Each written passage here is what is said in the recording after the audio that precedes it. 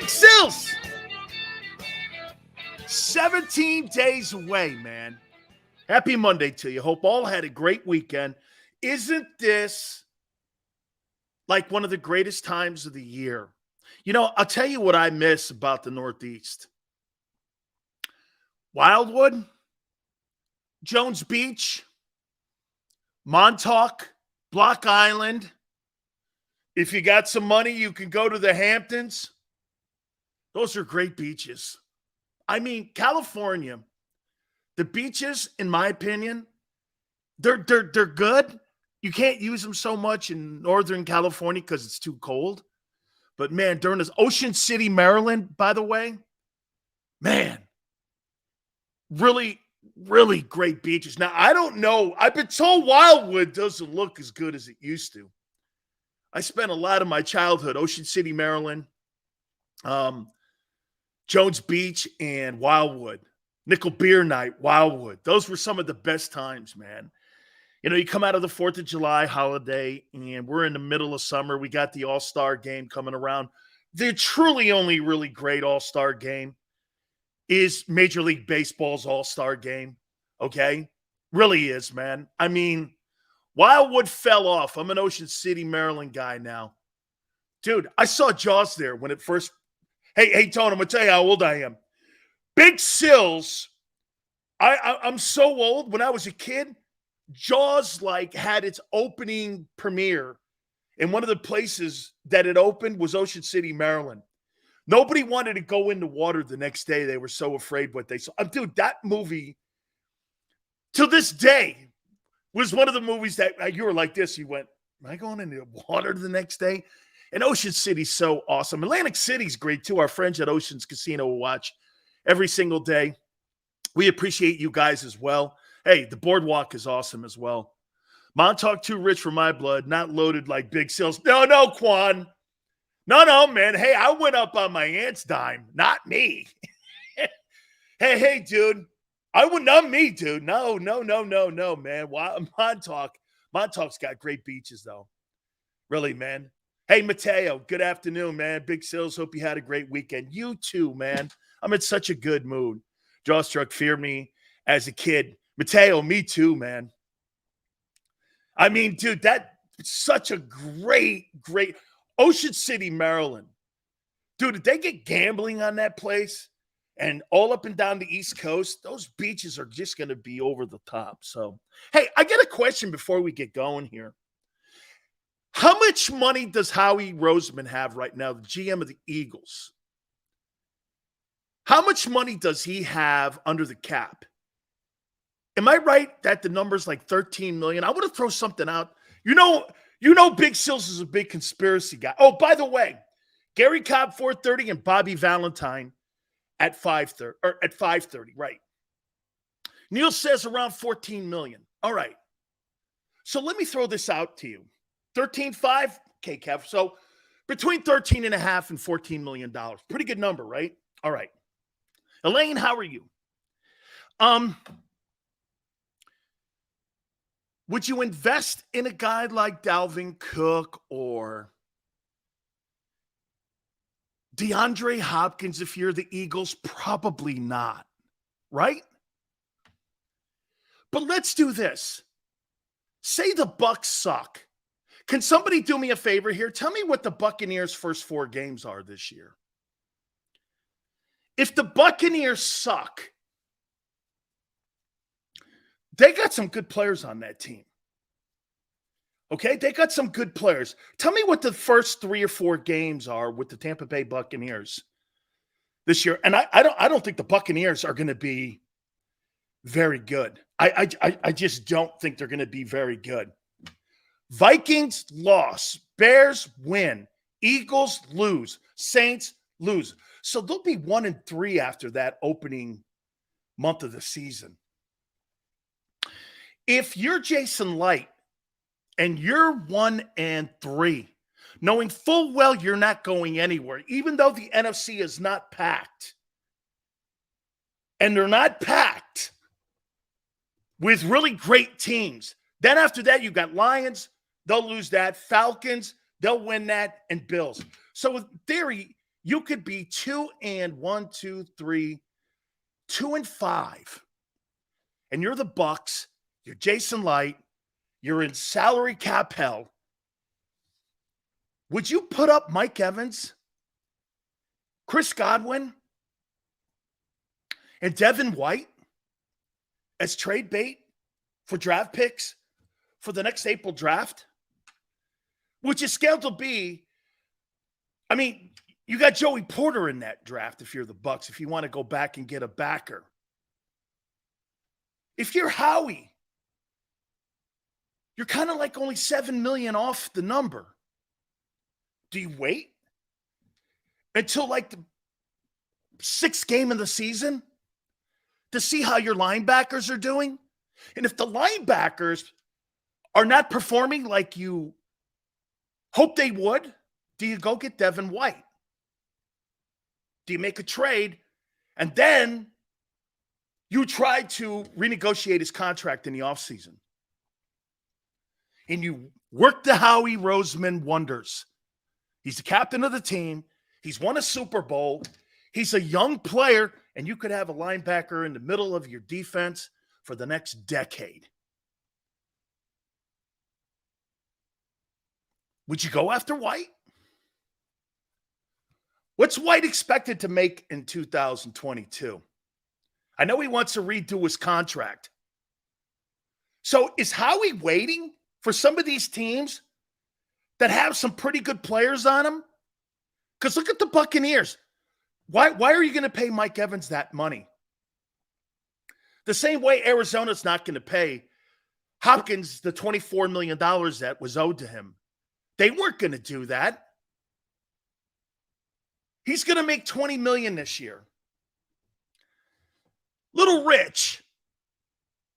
Oh, White is due 11.7. Okay, so you bring him in at $11.7 million in 2022, hoping to renegotiate his contract.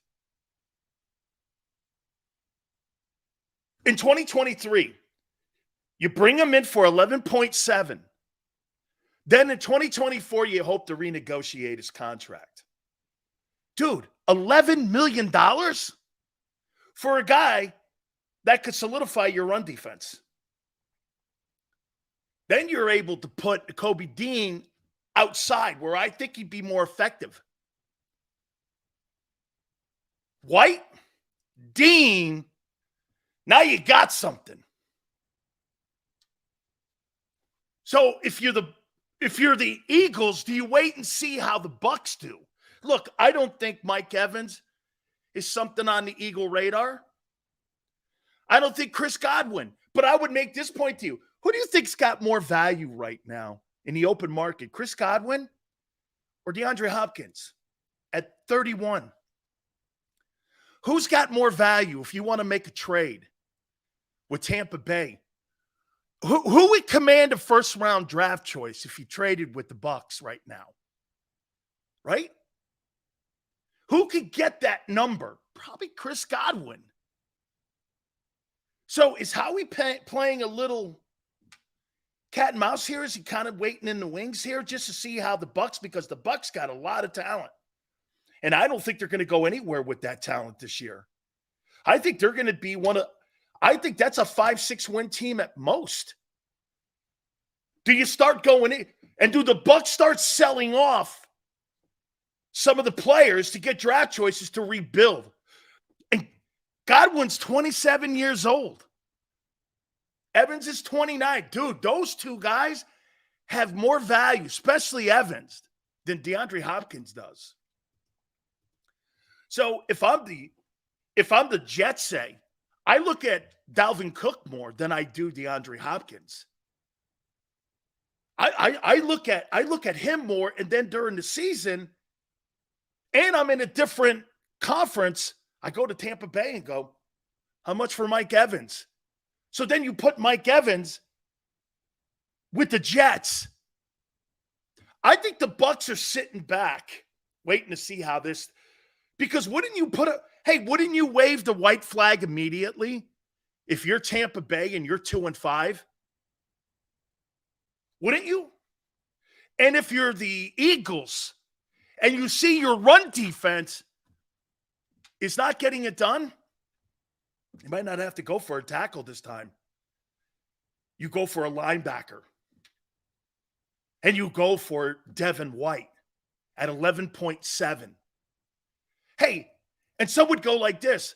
Sills, okay, you trade for what? Well, if I knew that that could help me win a Super Bowl, wouldn't you have a rental for 1 year? What would it cost you? I think the Bucs would want a 1. But wouldn't the Bucs be desperate? Hey, and for the record, guys, would you give the 32nd pickup for Devin White? Let's not forget something here. You guys are not going to pick in the top 10 picks in the next 10 years. You're going to be 31, 32, 30, 29, 28, somewhere down there. You're not going to have 10 or 11. Okay? We're not talking about top 15 picks here. We're talking about the 32nd pick or the 31st or 30th pick. Okay? It's a first rounder still, but wouldn't you give the 30? Hey, right, Tone? Wouldn't you give the 32nd pick up for Devin White at 25 years old? When you could, there's nobody you could draft at the 32nd pick that would be better than him. Put that into context. Is there anybody that you could pick at 32, 31, or 30 that would be better than Devin White? No. He's worth the pick. Here, take it. And you get a player for the next 10 years. And you don't have to worry about the linebacker conversation ever again. And he helps the Kobe Dean come along. And he helps the two tackles in front of him, knowing where to line up.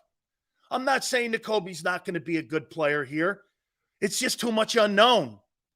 There's a lot, and we're going to talk position rooms again. We're going to talk safety here in a minute. So to me, I mean, if you're Howie, you got to kind of look at some of the teams that are in the position right now that want to get out from cap hell and are in a rebuild. And look at some of the teams that are in the what do they do with Budda Baker in Arizona? Why are you going to negotiate a contract with Budda Baker in Arizona? Why? Why are you going to do that? Devin White is right now in future move. His presence would help develop our entire defense and bring an attitude. So to me, there's a way to look at this. You know how people keep saying Howie's not done yet? Well, maybe Howie's going to wait and see how this thing. You know, he made in-season moves last year. They were free agent moves, but he made in-season moves last year. Just saying. Do you not agree with this? If the Buccaneers are willing to trade him and you give the 32nd pick or whatever that pick is going to be, it's going to be a low pick, and I mean way low, down at the back end of the draft in the 30s and the late 20s. And that move helped you win a Super Bowl. Hey, let me ask you this. If Devin White is on that football team in Arizona, do you win the Super Bowl?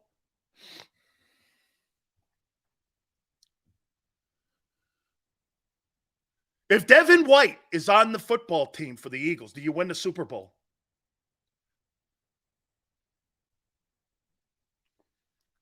That guy can cover. That guy could cover Kelsey. He has. That guy can cover tight ends, and he's a tackling machine. Okay? Do you think you win the Super Bowl?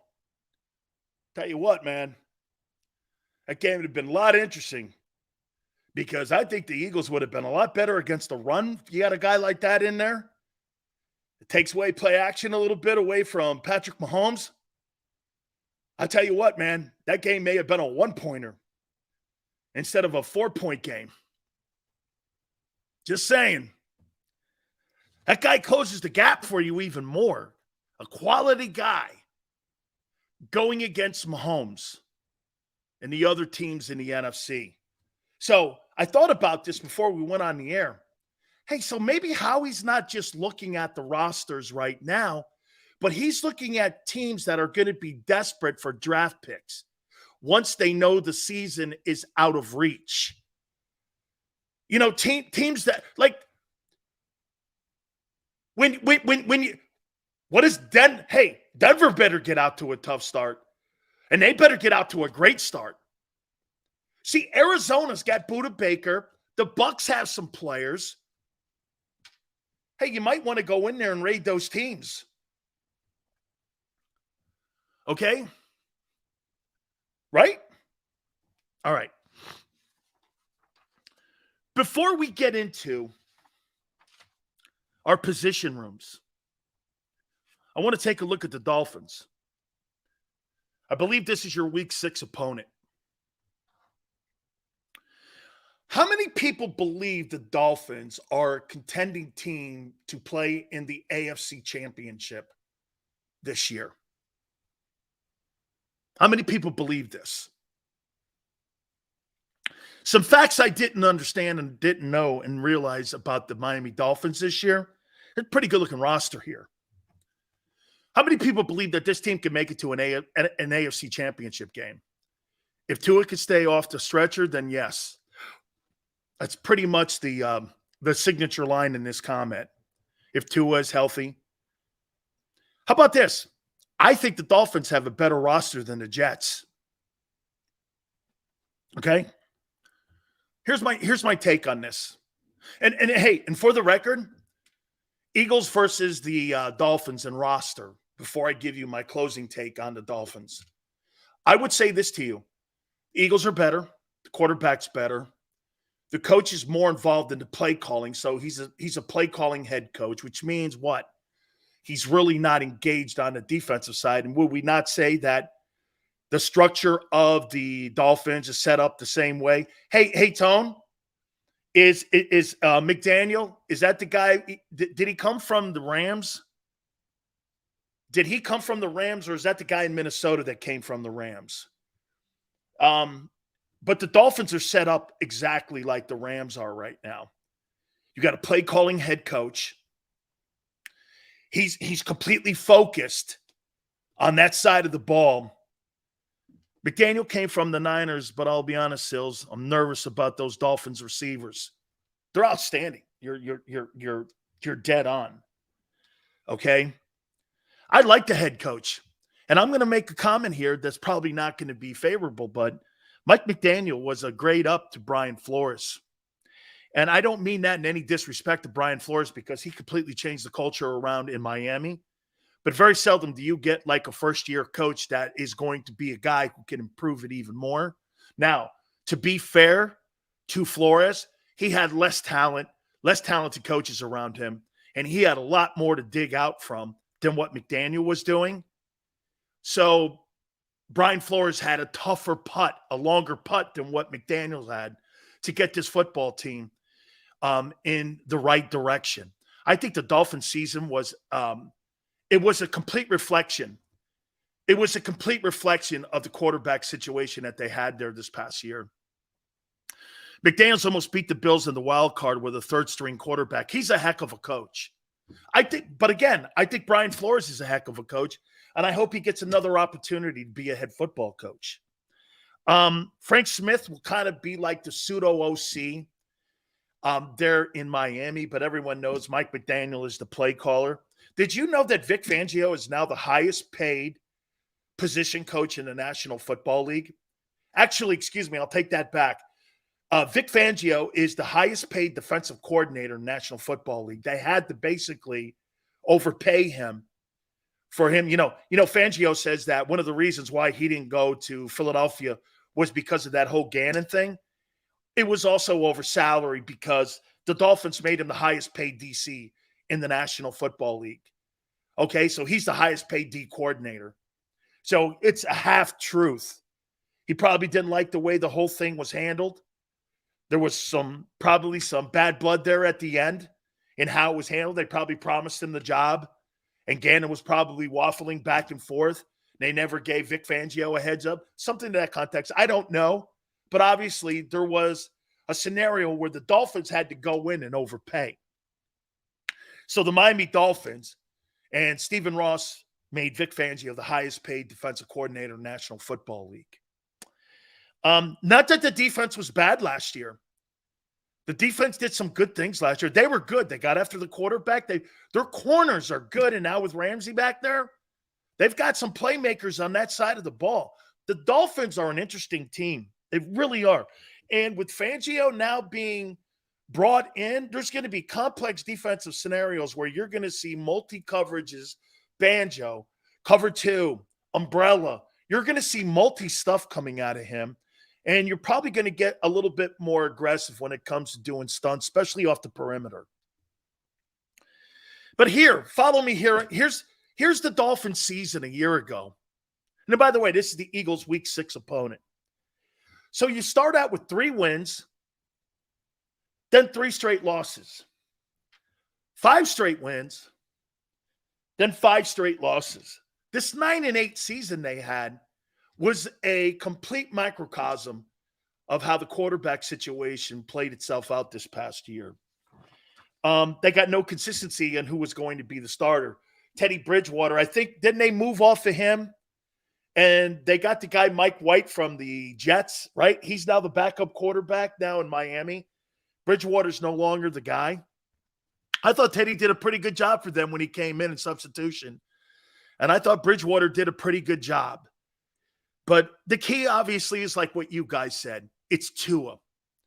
Tua stays healthy. They can compete with anybody, I think.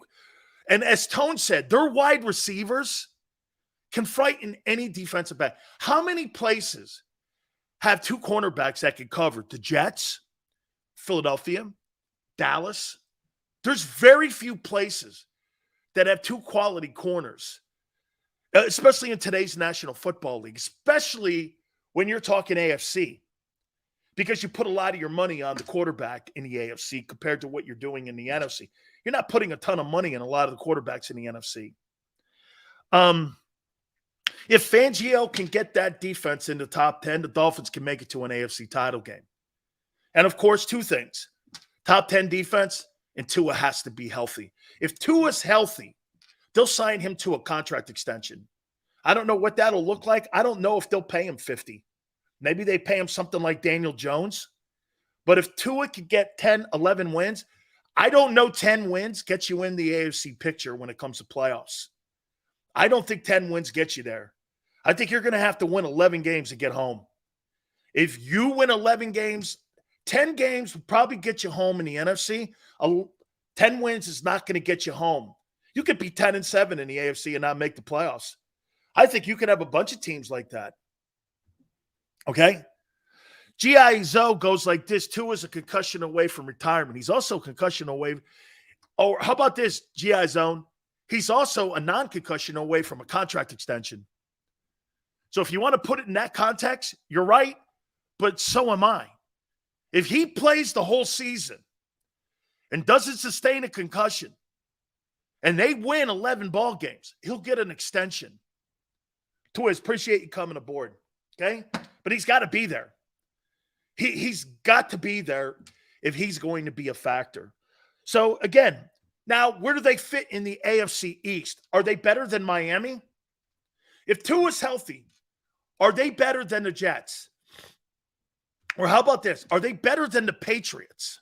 Yes, I think they're better than the Patriots. Now, Cook and Hopkins can change that room for New England a little. Okay?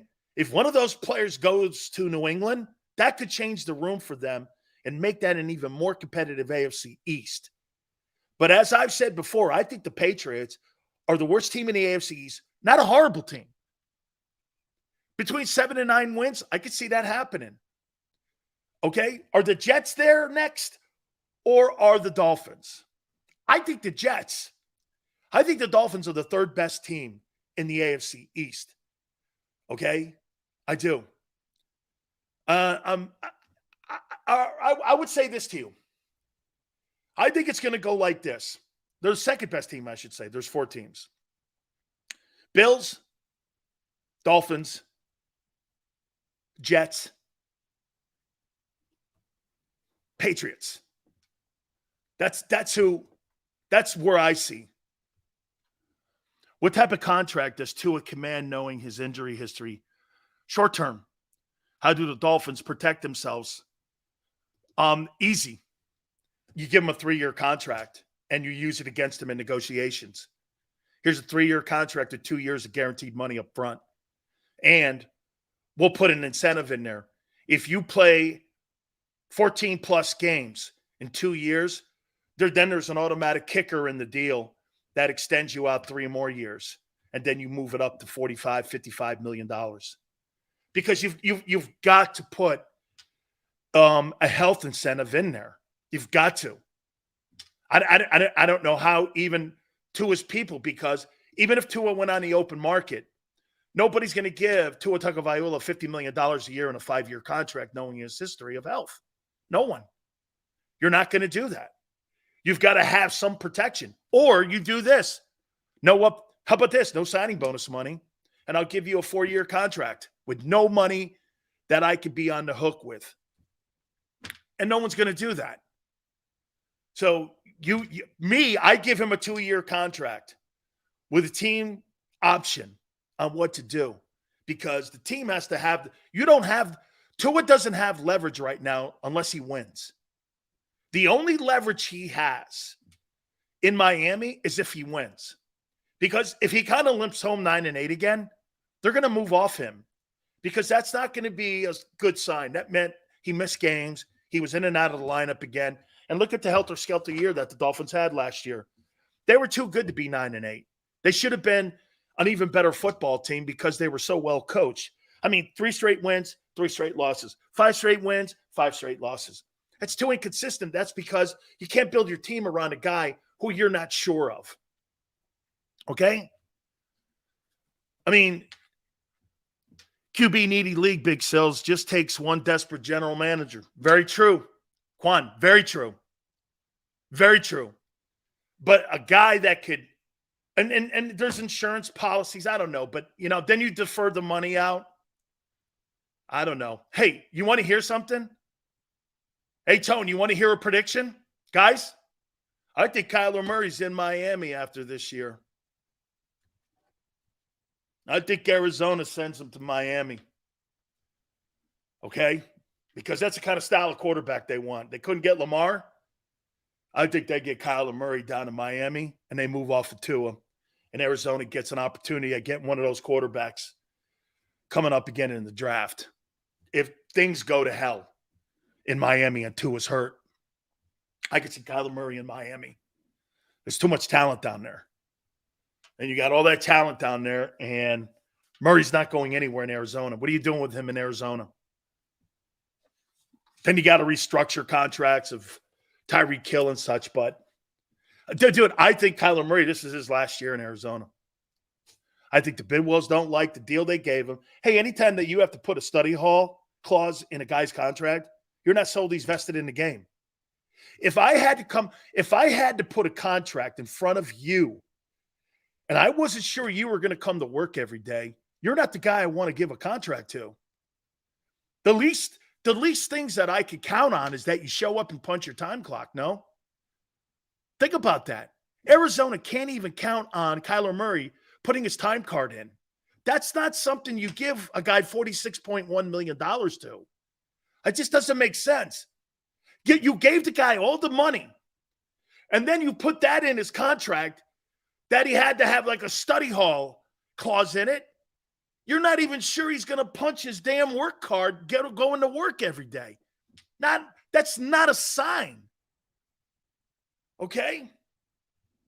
You would have thought the Cardinals gave Murray a damn scholarship with all those study hall clauses. Right. Dude, if you study here, you put 4 hours of studying here, you get this incentive. Dude, that is so – get this. All those incentives that they gave Kyler Murray, there's not a chance any of those clauses are in Jalen Hurts' contract. There is not a chance. There's not a chance any of those clauses are in there when it comes to preparation and off-season conditioning and any of those things that require you to do the things that are expected. Not a chance. Not a chance. I do too, Sills. Collar doesn't look like he's like in Arizona. Yeah, because the organization. By the way, I'm not giving Arizona a pass. It's a shitty organization. All right. So that's my look. Eagles are better than the Dolphins.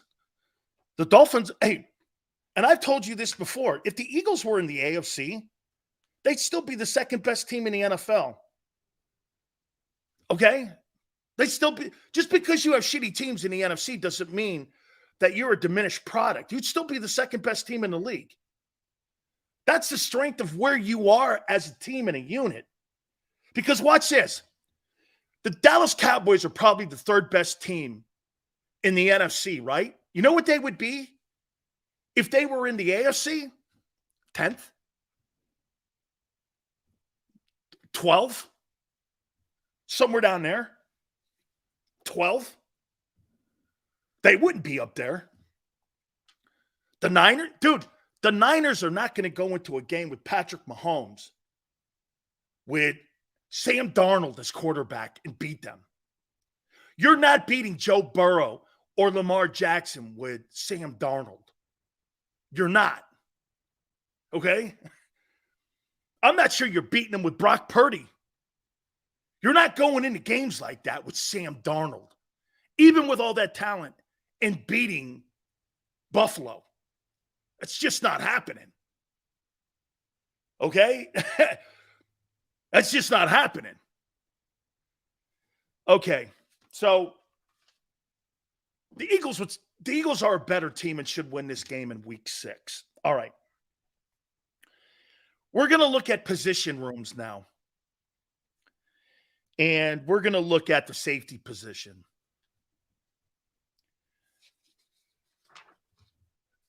Okay? We're going to look at the safety position here. Actually, I haven't thrown a topic out at you yet, Quan. What topic? I didn't ask your opinion on it. I gave you mine. I'm going to look at the safety position here. And tell me what you think. And I went 4 deep here. First and foremost, how do you look? Quan, it's all good, man. I'm just busting your stones, guy. Hey, how do you look at the safety position going into the 2000? God, what are we now? We're 17 days out from camp. Holy shit, we're 2 weeks from camp. We're 2 weeks from camp. Crazy great. How do you look at the safety position? What would you say? What grade, what generic grade would you give it? No playmakers at safety. A C grade?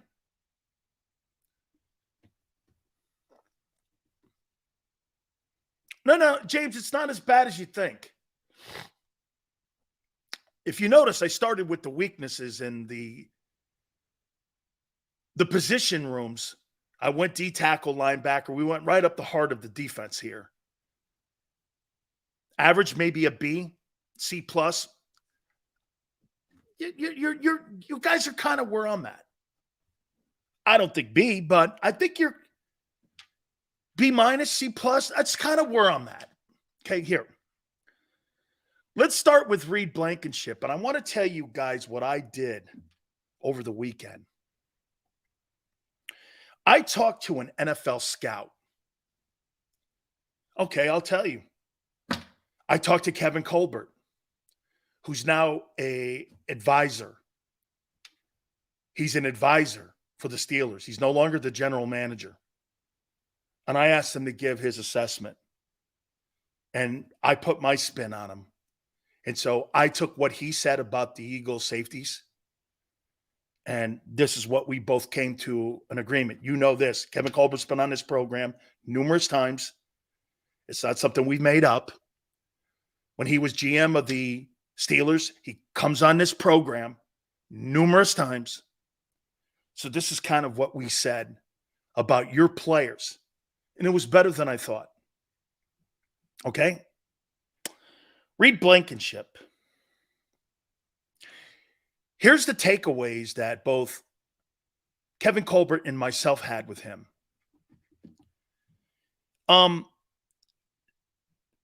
The dude can play the run. He can play the run. He's a formidable tackler. If you watch him on tape a little bit, he's a tackler. He can hit. Okay? And you know what else too?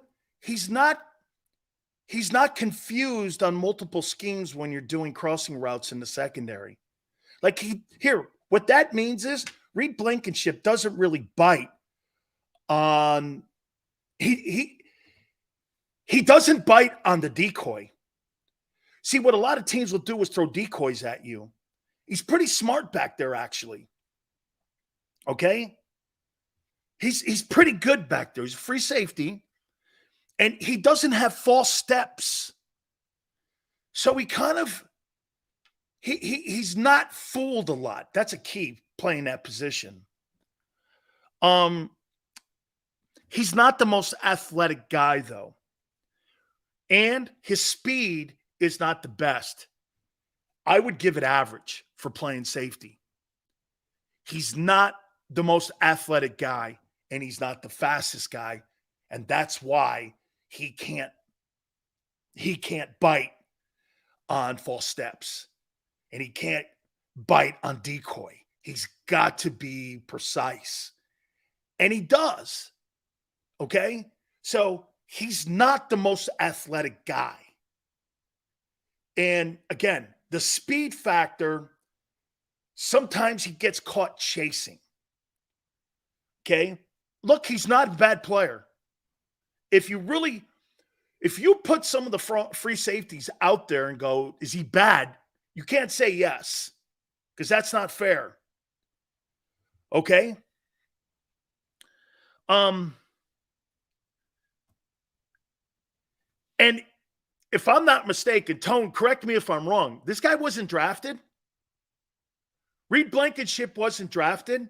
Has to be because of the athleticism, and probably because he didn't test well at the combines, because he didn't have speed, and he's not the most athletic guy. He's an undrafted guy, an absolute phenomenal grand slam by Howie having him, because that's a bad move. He can play.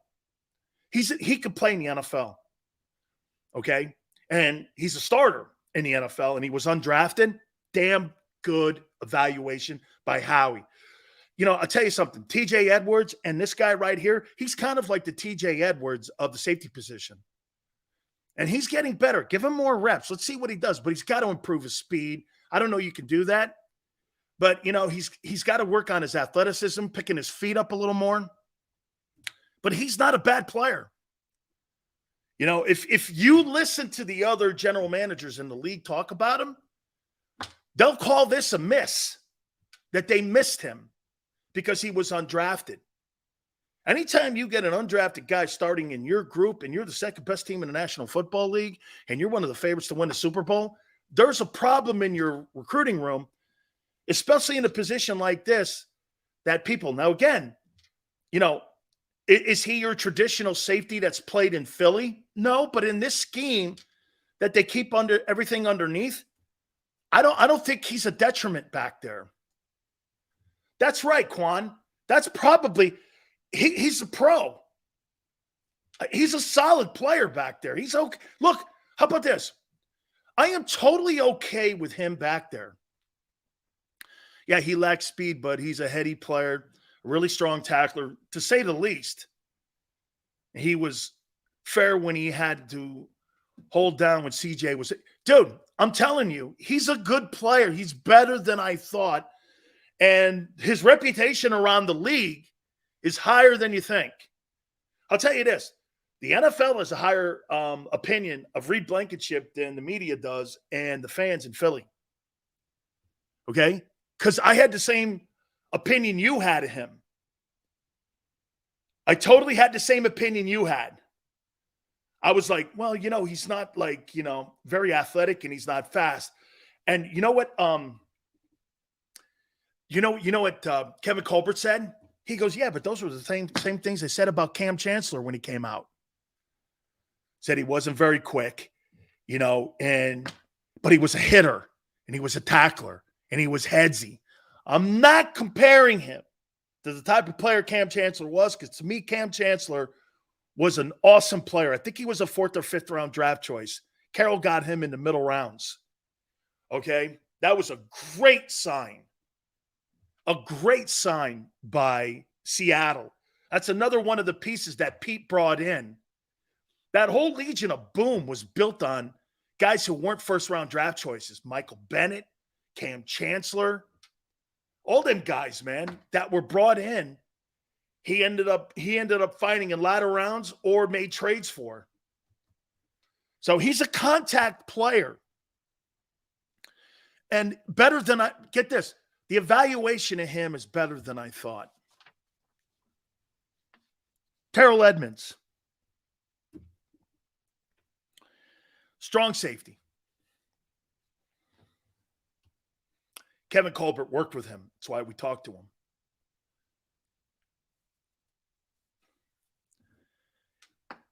Interesting opinion of him in Pittsburgh. The room was split on him, on letting him go. I want to tell you this. I didn't know this until I talked to Kevin. Half the room didn't want him to go. The other half did. And Tomlin left it up to the coaches and personnel people. And by a razor-thin margin, they moved on from him. So it wasn't like this in Pittsburgh. Let's just get the hell away from this guy. And let's get out from under him. I thought it was more that. It wasn't. Okay? It was not. So it was a pretty close call to bring him back. You see, in Pittsburgh, they don't like letting guys go. They believe in player development. They don't like, when they put all their time and money into a guy, that's not a place that they want to just end up getting rid of you. So Kevin said that it was pretty close on how everybody looked at him. Here's Kevin's take on him. Tell me what you think. The kid's athletic. He can run. He might be more athletic than Gardner Johnson. Okay? He might be more. Remember something about Gardner Johnson, though. Gardner Johnson was learning a new position. So the upside to him, and Barrett Brooks said this months ago, you might have an upgrade here. I thought it was a dumb take. I don't know if he's wrong now. Kid can run. Fast as hell. Okay? Truly a great athlete. He improved in coverage a little a year ago. The problem that they had with him was he could get lost. He could get lost in crossing routes, and he could get lost out there sometimes. And when you're in the AFC and you got so many of those quarterbacks running those coverage, those scheme, and they're running crossing routes, you can't get lost out there. So he gets lost in coverage a bit. I would say this, and here's something else that Kevin said. With a guy like Edmonds, they used to have a really complex defensive scheme. Like when you came into the huddle, it would be like this. It would be like Buccaneer G, banjo coverage, safety blitz, X stunt with a high-low. And sometimes he can't process that. So they simplified it. If Sean Desai and he is going to play, don't make it too hard back there. You got a lot of new faces back there. Don't make it. Kevin Colbert was the general manager for 15, 16, maybe 20 years in Pittsburgh. And he's now the consultant in Pittsburgh. Don't make it too encumbersome for him. Let him play. Let him play. Okay? Let Edmonds play. If you complicate it, you're going to run into problems with him. Okay? I'm not saying he's dumb, but a guy like that, you got to go let him play. Let him play. You know, sometimes simplifying defenses and simplifying, like John Gruden's offensive playbook to me is atrocious. Dude, just go out there and make plays. Like, I would never want John Gruden coaching Patrick Mahomes. And Andy Reid knows that. Okay? He was lost like our corners in the Super Bowl. Well, here, this is a safety position, though. It's easy when you got Andy Reid and Patrick Mahomes to get lost, especially when you got a D coordinator that's not putting you in a position to win, weapon. Okay, your D coordinator was out house hunting, and he was out looking for furniture instead of preparing for Andy Reid and Patrick Mahomes. And I don't care what anybody says. I'll put that out there. That guy was house hunting, and Andy Reid and Patrick Mahomes were preparing for the Eagle corners. And it showed in the second half. Okay? He can get confused a bit. Now, Terrell Edmonds playing in that position of strong safety now. How do I feel about it? Better. Now, again, these guys all have to play as a cohesive unit. Okay? They got to play together here, but he's not going to be the cliff fall that I thought it was going to be from Gardner Johnson. Looking at this room is going to bring us to a topic for Quan here. Okay? Here in a minute. Probably at the top of the hour. I wrote Sidney Brown here. This is what I wrote. And I talked to Lovie Smith about him. Kid's got a shot to be a 3-down free safety. Quickness. Gets to the ball. You know, I'll tell you something about that secondary in Illinois. All three of those guys got drafted back there. Witherspoon was a hell of a football player, one of my favorite players in the draft. I mean, they got some ball players back there, and they got this kid in the third round, a very premium pick. Got a nose for the ball. A great athlete. Somebody told me in the state of Florida, he was a 4x100 champion and was one of the fastest guys in Florida. So he's a track athlete, which means he's got great quickness. And he's a superior athlete. So, I mean, Sidney Brown's got a shot to be a 3-down safety back there. Could I see him beating Edmonds or Blankenship out? There's definitely going to be a 3-person rotation that's going to be in that conversation. Okay? There's definitely going to be a 3-person rotation. So I like, by the way, I liked it. Of all the players that they drafted this past season, he's 1-2 along with those first rounders. I think could really play an awful lot and be an impact player. I like him a lot. Kayvon Wallace. I think he's solid. He hasn't wowed me. I think he's going to be needed on special teams. Something like that. But to be in a rotation with those other three, I don't think unless there's injury. So Kayvon Wallace at strong safety, I don't know. Maybe he needs reps though. He's a solid turd.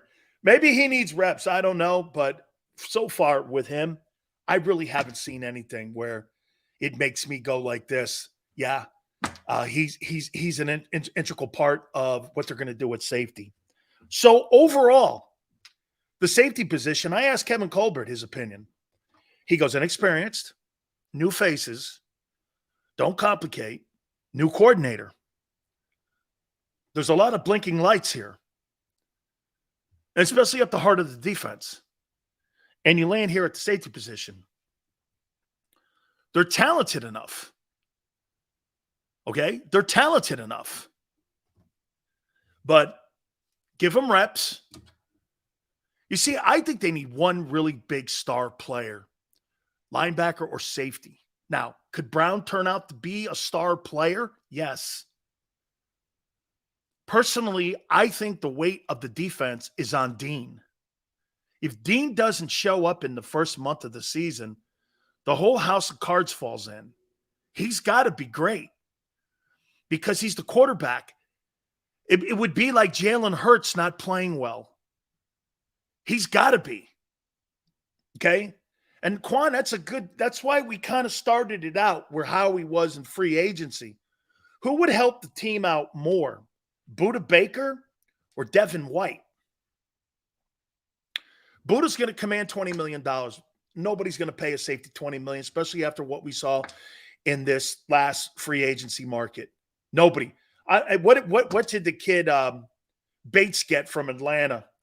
That's the high end, right? The kid from Cincinnati got a ton of money going down to Atlanta. But the rest of them, I mean, Gardner Johnson, I think he was very shocked at what the market was.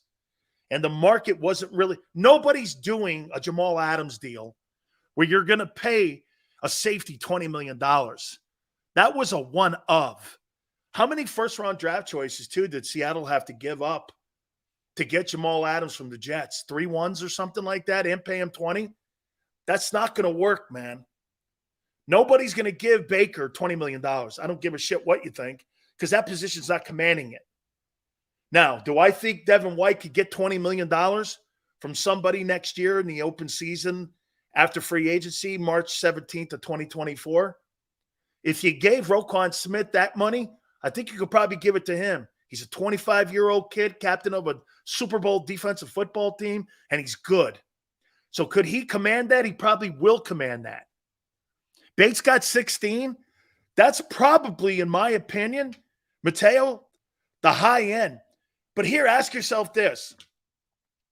Would Howie spend that kind of money on a safety and linebacker? Probably not. Okay?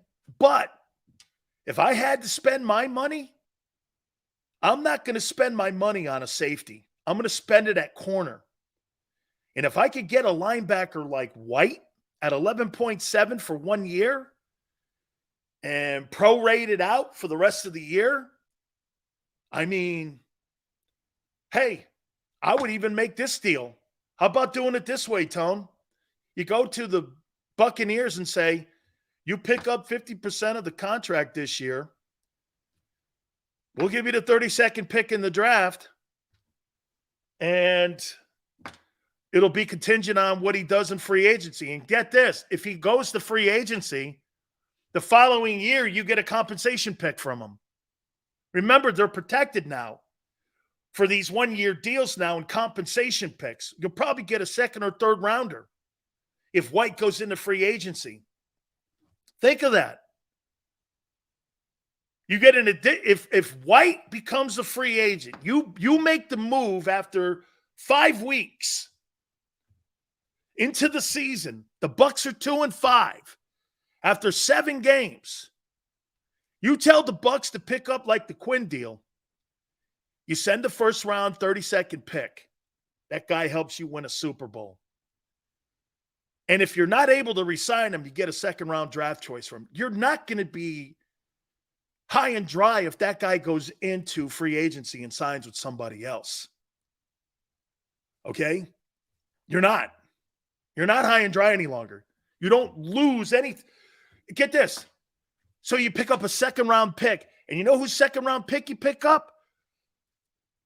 You pick up the Bucs' second-round pick on a compensation pick on where they finish. So it'll be a high second. Think about it, Tone. That second-round pick in 25 could actually be a more valuable pick than the 32nd pick in the draft if you give it up for White this year in 11 point. He's worth 11.7 and have the Bucs pick up some of the contract.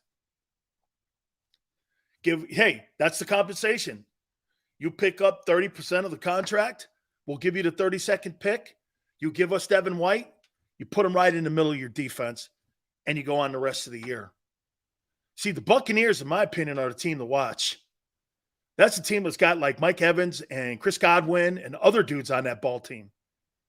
You're probably not going to get rid of the left tackle because those things don't grow on trees. Okay? Draft Trotter next year. Callie, why would you draft Trotter when you could draft a guy who was the captain of a defensive football team that's 25 years old? Well, you want to draft Trotter because his dad played there? That's not a reason to draft him. I want sure things. Draft choices are not sure things. Haven't you learned that? Guys who play in the league and young. Like, get this. You know what made that deal with A.J. Brown so preposterous by Tennessee and why it cost that GM his job? You traded a 24-year-old wide receiver away that you didn't utilize in Tennessee properly, and you traded him away for $5 million. Not only did he live up to his total potential that he had in Philadelphia, that you never delivered, and he's under 25 years old. That's an absurd move. You get rid of wide receivers at 30, not 24. Not 24. You don't give any player away that's got great upside at 24. You just, like that, that would be like getting rid of Jamar Chase in Cincinnati. Well, you know, Chase is going to cost us a boatload of money, so we're just going to move him now. Dude, you're trying to acquire great players around Burrow. And that was the rub in Houston when they got rid of Hopkins for Watson. Watson was like, what are we doing here? You're not building a championship football team. Okay? It's not a championship mentality. For some reason, they've changed that now. They've changed that in Houston. And they pushed, but remember something. They push all their chips in on C.J. Stroud and Willie Anderson. Yeah, well, they're on rookie contracts. It's cheaper. It's cheaper. Terrible deal, Dan. Highest pick any team ever gets. It's a third rounder. You're right, Paul. Okay? It's a third rounder. Paul, third rounder. Okay? I'll take the third rounder. It's better than no rounder. And Paul, so the stuff you have right now at linebacker, it's the most troubling position on your team. And it will affect the guys playing D-tackle if he doesn't perform well. Okay? White is a more impactful player. Devin White would be more impactful. No, I can't say than Devin Cook. Okay, Dalvin Cook. He wouldn't be. Dalvin Cook in the Eagle offense would be unstoppable. Would be completely unstoppable. Okay?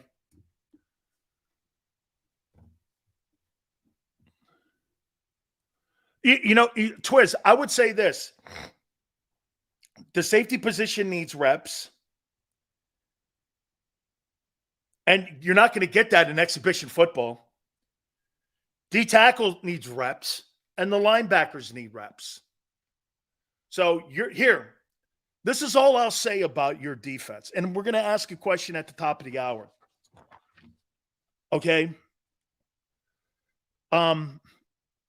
You feel comfortable not having an exhibition season and playing any of your players in the exhibition games, knowing full well that every one of those positions that we went over the last 3 days, Thursday, Friday, and today, totally needs reps.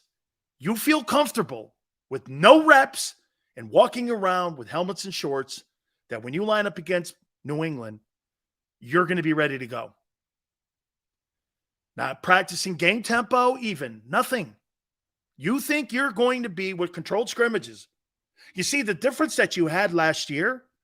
Your linebacker position had Kaiser White, who played in the NFL, had TJ Edwards, who played in the NFL, had Gardner Johnson, who played in the NFL, had Epps, who played in the NFL, had Javon Hargrave, who played in the NFL, had Adama Sue, who played in the NFL, had Linval Joseph, who played in the NFL. You don't have that affordability this year.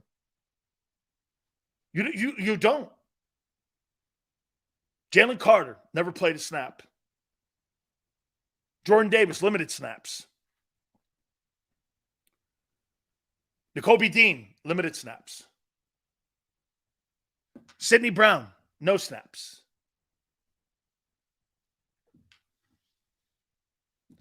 Reed Blankenship, kind of up and down. Not a horrible player. See, Ben goes so. He doesn't think experience matters. He just thinks you can plug and play. Just put a dude in and he'll go line him up. And you guys tried that with your superstar team back in, what was it, 2012 was it, Tone? Your all-star team? Last year it worked. So you're one for one. You're 1 for 1. The Vince Young team, that team, it failed. Last year's team was a grand slam. Complete grand slam. I have faith in Sean Desai. Well, again, of course you have blind faith. You have to. Because that's all you're going on is blind faith. You have no facts. It's blind faith. Absolutely. It's okay.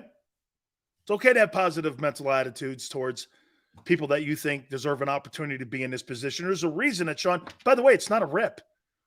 Sean Desai has deserved an opportunity to be put in this position, and I hear nothing but great things about him. I actually like the hire. Pete Carroll raved about him. He's insightful. He understands defensive schemes and coverages. I have no problem with it. Okay? Hey, you should have your faith. So Quan gets his topic at the top of the hour. We come back out of the timeout here. And we'll hit on it. Hit the like button. Gary Cobb, bottom of the hour, 4:30 Eastern. Don't forget Bobby Valentine in the third hour, 5:30. Please hit the like button. Hour 2, keep it here on the National Football Show.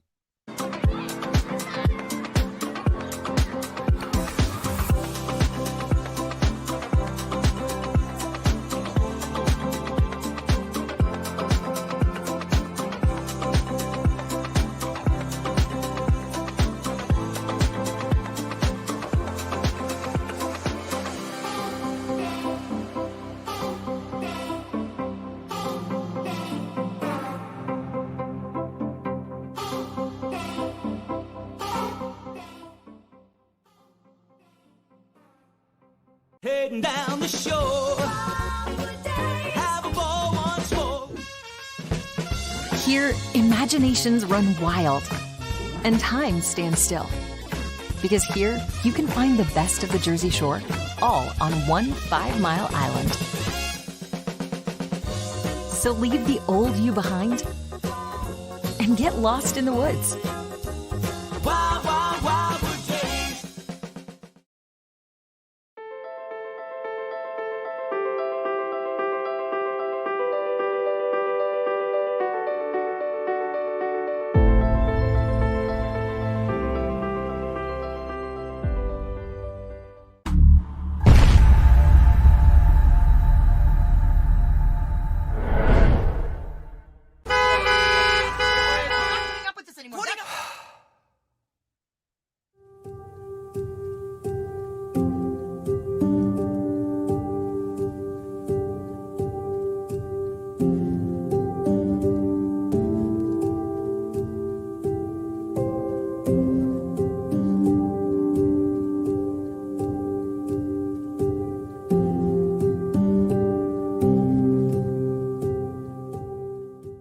Score and save in southeastern PA and Delaware with Colony Pools this football season, and let the experts close your pool with a custom Merlin safety cover in green for the birds. And if you join our Winter Watch team, we'll give you another 20% off, and Colony Pools will handle it all. Keep your tiles on your pool, not in your pool.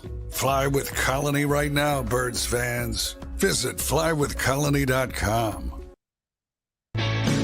Hi everybody, my name's Jason Lombardi. I'm an inspector at DryTech.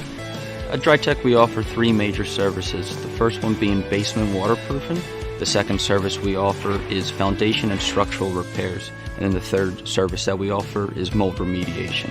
If you feel you are having a waterproofing issue, give DryTech a call or check us out online.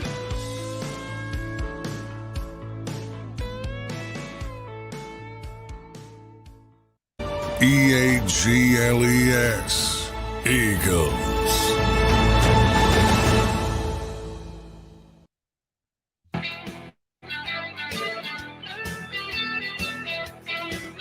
Big Sales National Football Show. So Larry Nassar was stabbed in prison multiple times. And I'm supposed to care.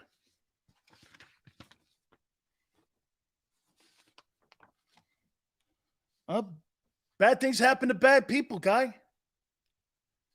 I'm surprised certain networks aren't rushing to this guy's defense. He's got rights too.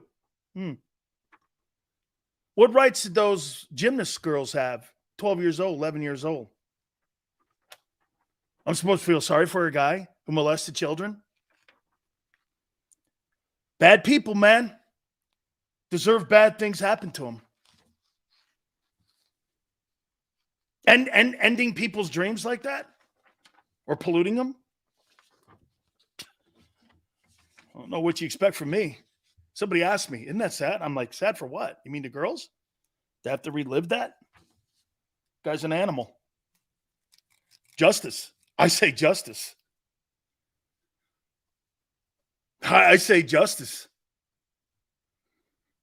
All right. I am on these panels. I'm on these panels for Hall of Fame. How many people think Andrew Luck's a Hall of Famer? But by the way, I do not. How many think he's a Hall of Famer, Andrew Luck? Got an Eagle topic here in a second. How many people think Andrew Luck is a Hall of Famer? Was he the best player at his position in the NFL at any time? This guy played in the era of Brady and Russell Wilson and Peyton Manning and Drew Brees. Was he better than those guys? Ben Roethlisberger? Eli? Was Luck better than Eli? I mean,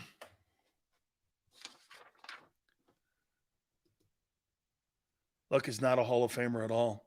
They're actually debating that. Here, you know my dislike for Donovan McNabb. McNabb's a better quarterback than him.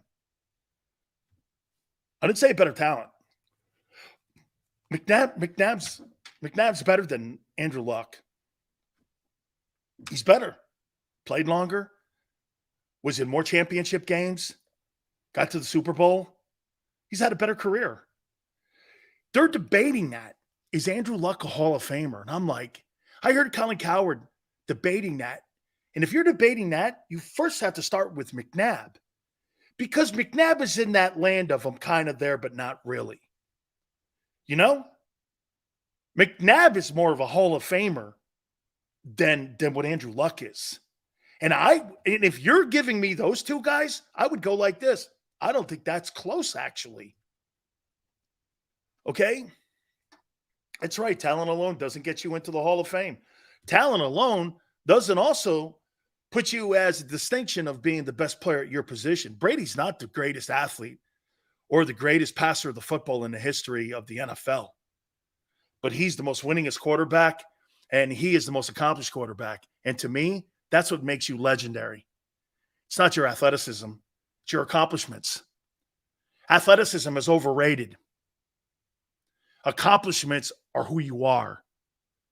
Your athleticism are what you could be. How many players don't live up to the athleticism? Tons. I see it all the time, and so do you. How many times do you guys say this to me about Jordan Davis? How can a guy 4'7", 348 pounds not have more production? Well, you answer your own question by who you are. Your resume is what you do. You see, the beautiful thing about sports, you can't be any more than what your accomplishments are. That's what you are. You can't move the goalpost. You can't talk about infamous elections being fixed or games being fixed, because that's the thing that aggravates people about sports takes. You know why? You can move the room on a politician. You can't move the room on an athlete. It's what he is. His numbers dictate who he is. His resume dictates it, not his athleticism. That's why with Brady, people go, is Aaron Rodgers better? Yeah. Is Steve Young a better athlete? Yeah. How come Brady's better? He's more accomplished. That's why we say this with Jalen. Josh Allen is a greater athlete than Jalen Hurts. But who will have a better career at the end of the day? You have to be determined. I would say this to you. Who's had a better start to their career, Josh Allen or Jalen Hurts?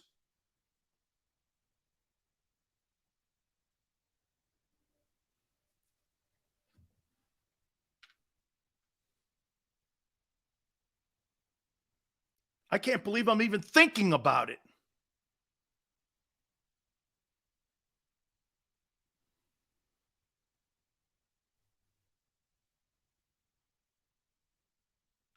Probably Jalen.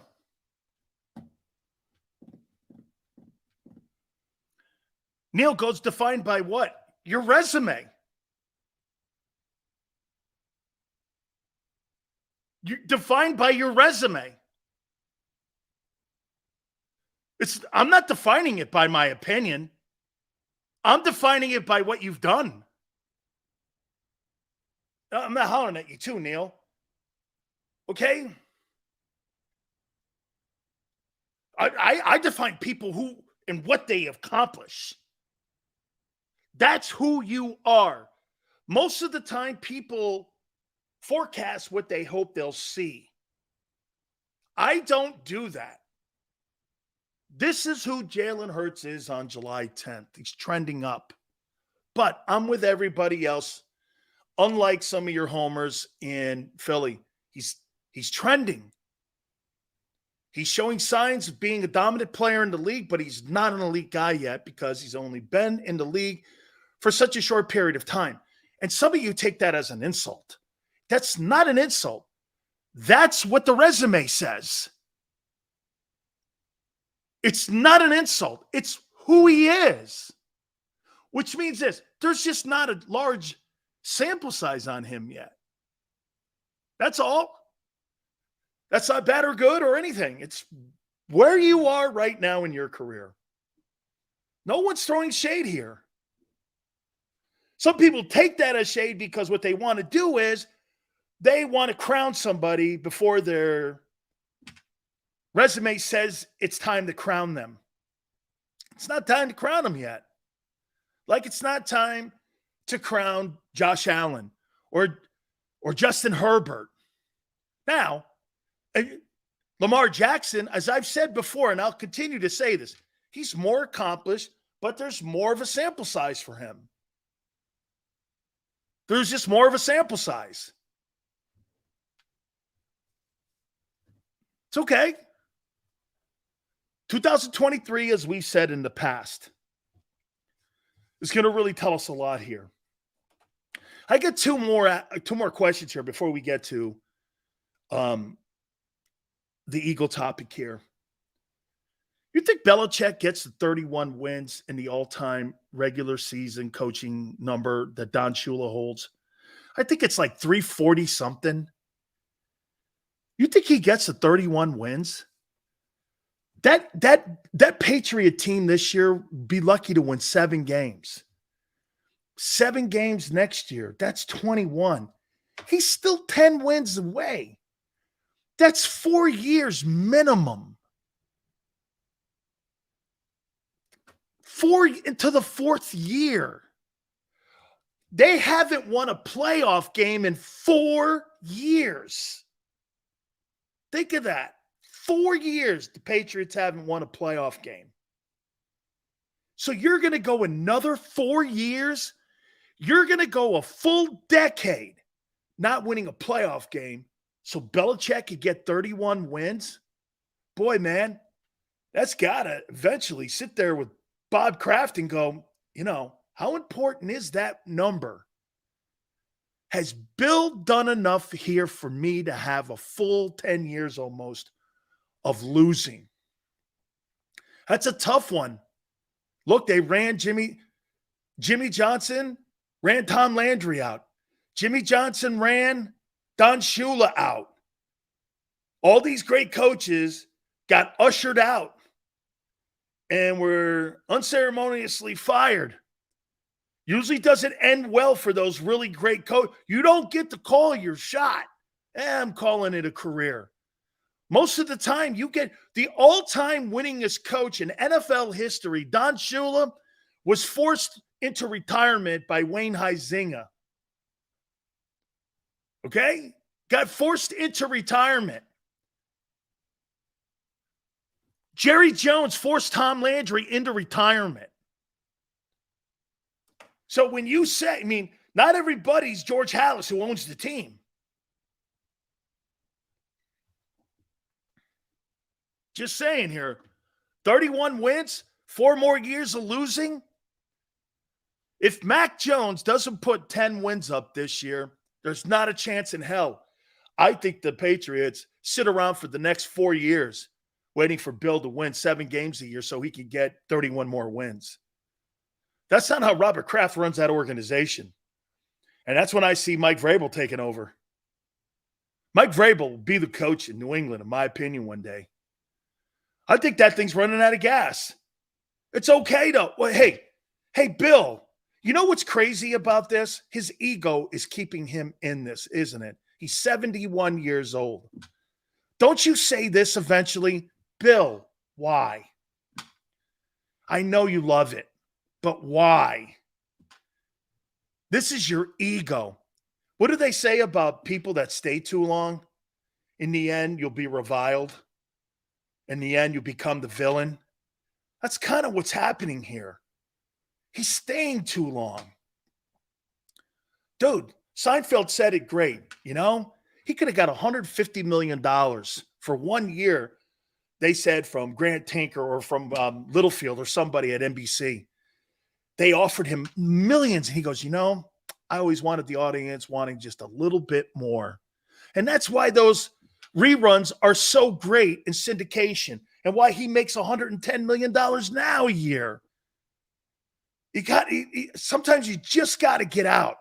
Either you die a hero or you live long enough to become the villain. That's exactly right. What's he doing? What's the point? What do you have really that's left? Bill, do you think winning? Hey, that's like me doing this to you on Tiger. Do you really need to be told that Tiger's the greatest golfer and meant the most in the world of golf and that he was a better player than Jack? Fields are deeper. Courses are harder. I'm not taking anything away from Jack. 19 second-place finishes in majors, 18 major champions, 2 United States amateurs. I get it. Fields deeper, better golfers, better equipment, longer courses. Look what Tiger did for TV. He put golf like Arnold on the main set. Tiger Woods on a Sunday versus a baseball, basketball, or any other sport is going to get annihilated. Tiger Woods is the needle. Okay? Carl Ghost didn't win as many majors. That's like trying to tell me you think Bill Russell's a better basketball player than Michael Jordan because he's got 11 titles. I would never say that. I would never say Bill Russell was a better hoop player than Michael Jordan. I wouldn't. Okay? I wouldn't. I actually never thought he was better than Wilt. You're not better than someone who averages 31 points a game and 25 rebounds a game. And for one season, for 82 games, averages 50 points and 25 rebounds. You're not better than that. You know what's crazy about Wilt? Hey, Tone, you know what's crazy about when people bring up the greatest hoop player of all time, they never bring up Wilt. You know why? Because his numbers were so preposterous and so insane that you just kind of exclude him like you talk about Gretzky. You just kind of exclude him. Well, that, everyone else was okay to compare, but not Wilt. How do you average 50 points a game for 82 games? Oh, and 25 boards a night. How do you do that? I mean, it's not close. Now, if you want to make the comparison between Wilt and Jabbar, okay, I'm more down with that. But not there, man. No way. All right, I'm going to ask our friend Gary Cobb, and we've been going down. You know what? I'm going to ask him the question that I was going to ask all you guys first. Let's bring Gary Cobb in now. And watch 29. I want to get Gary's thoughts here. We're going to go over the position room of safety here in a second. And I also want to go over my theory about Howie doing some shopping during the regular season. Mm-hmm. But I was going to ask this question, and I'll ask you first, Gary. Do you think the Eagles have the ability or the chance to be better than they were a year ago?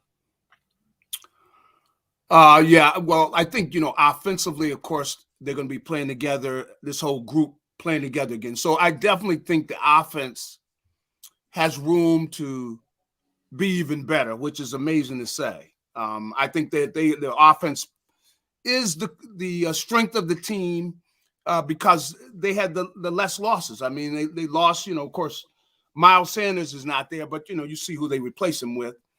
And they have a chance to be better as a collective group than they were last year. So offensively, I think that they'll be further ahead. They really got used to each other and everything. Defensively is the question mark because, there are two places which I look at: the linebackers and the safeties. That's where these guys have got to show that, they can be, outstanding players. And so that's where I'm going to be looking. That's where I think everybody's going to be looking at. And I could see right now. Now, I'll tell you, at the camp, this kid Christian Ellis was out there making plays. Now, he's probably, start maybe as a backup to Nicholas Moreau, the kid from Chicago. But, Christian Ellis right away, I'm telling you, the kid he's picking off the ball. He flashed. Yeah, yes, he did. And Gary, he was making plays. That's fabulous to hear. Now, Speaking of the linebacker position, I threw this out. The Eagles are around $14 million under the salary cap, and I opened the show with this. Because you and I both agree that Howie's going to make some type of move. But let's go here. Mm-hmm. Say the Buccaneers get out to a 2-5 start. They got a pretty tough start there. And all of a sudden you realize you're not going anywhere. You're already in salary cap hell. Yeah. You've got Mike Evans out there. You've got Chris Godwin, and you've got Devin White at $11.7 million right now. Will he command 20? That's to be debated next year. Yeah. So maybe Howie sits back with that $14 million, Gary, and we're not going to be picking in the top 10. You're going to be picking at 32, 31, 30, 29, 28. That's what you're projecting. Yeah. So for me, don't you sit back if the Bucs are 2-5, maybe at the halfway point, and your run defense is not doing what you need, and you go like this to Jason Light, the GM of the Bucs. Tell you what, I'll give you the 32nd pick in the draft coming up in 2024. And pay a percentage of his salary. This is Howie's strength right there. Imagine GMs around the league are probably saying, I don't want to, I feel comfortable doing business with the guy, but it seems like everybody that does his business with him comes out and they've got fleeced, but they don't realize it till after, the deal has been done. But he's done a great job of getting people. I mean, look, A.J. Brown. How do you get A.J. Brown at 25 years old? He's already been a Pro Bowler 2 or 3 years, and the team is letting him go? What do you. So he's going to see if he can do that. And, White down there, he's already shown he's a big-time player. He's 25. That's right. In big games, he's the same type of guy. So somewhere or another, he get a hold of somebody like that who wants to be in the spotlight. Of course, he's very comfortable in the spotlight, making plays. He's a big play guy, and he's the kind of guy that you need now because he's a linebacker that's got tremendous speed. He could run with the tight ends and the backs and all that. But he can even run with a wide receiver for a while, until he gets help. He's got that kind of speed. He's a heck of a ball player, and Yeah.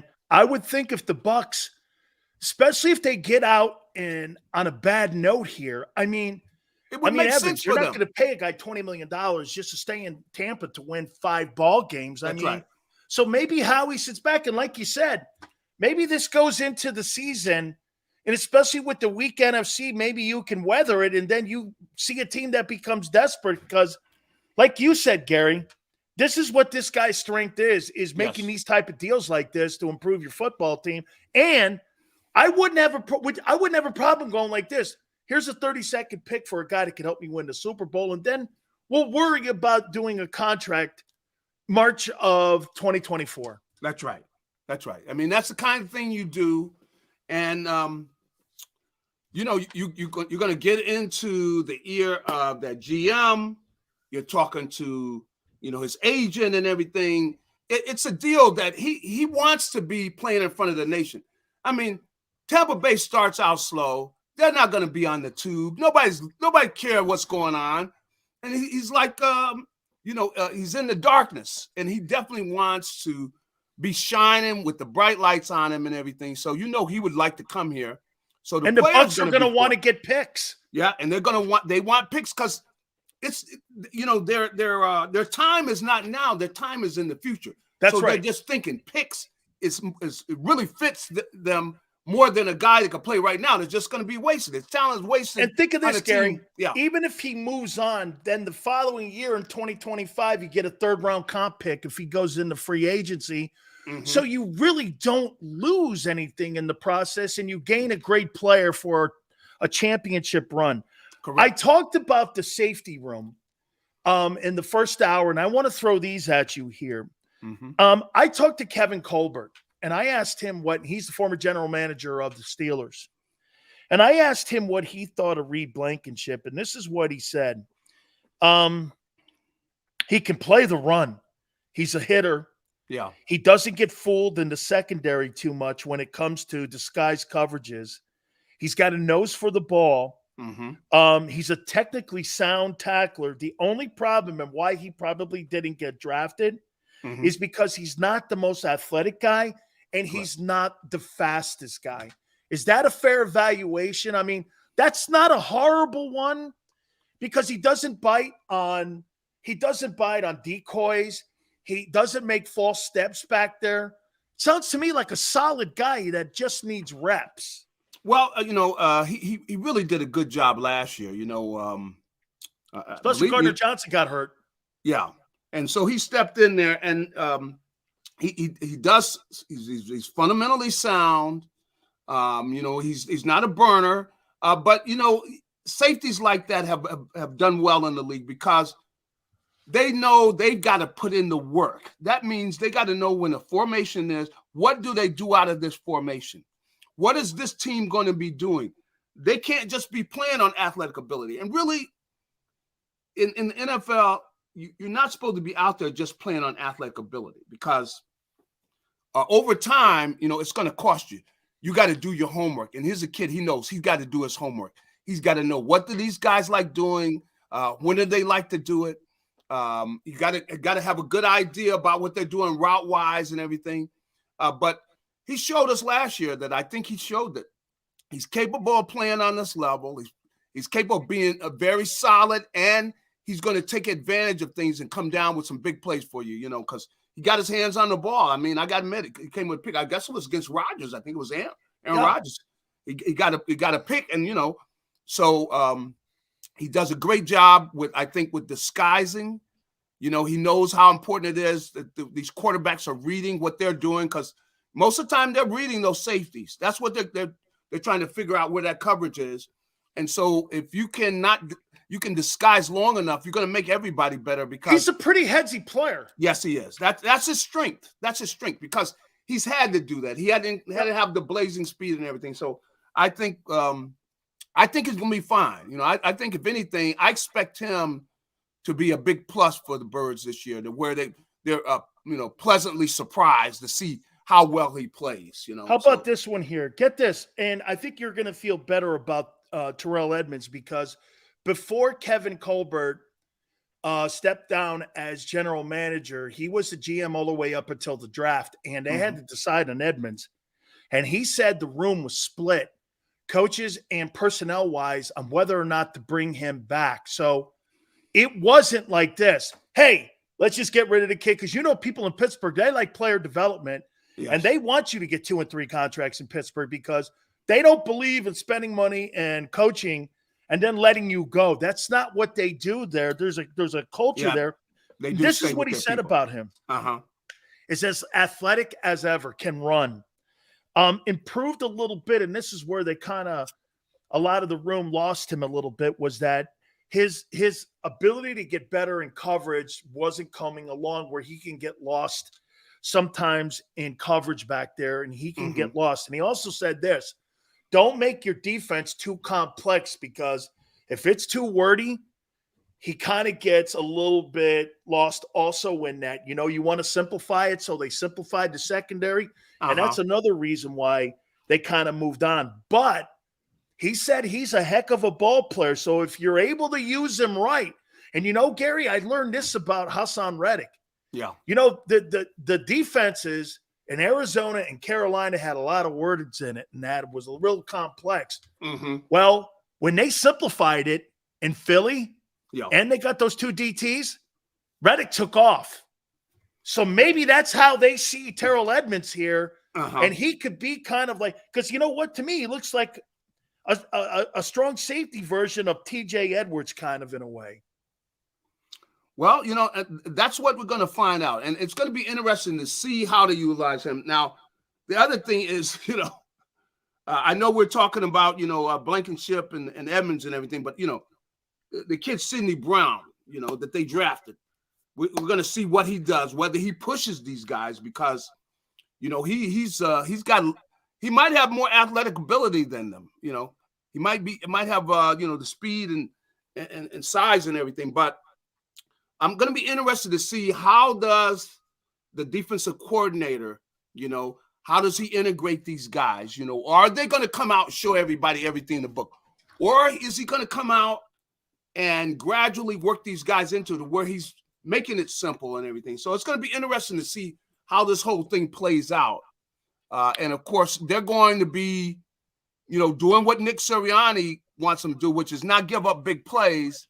And we'll see, how aggressive they are, because, they got a pass rush up there, but we're going to see whether they go after people with some blitzes. I had a conversation with Lovie Smith over the weekend about Sidney Brown.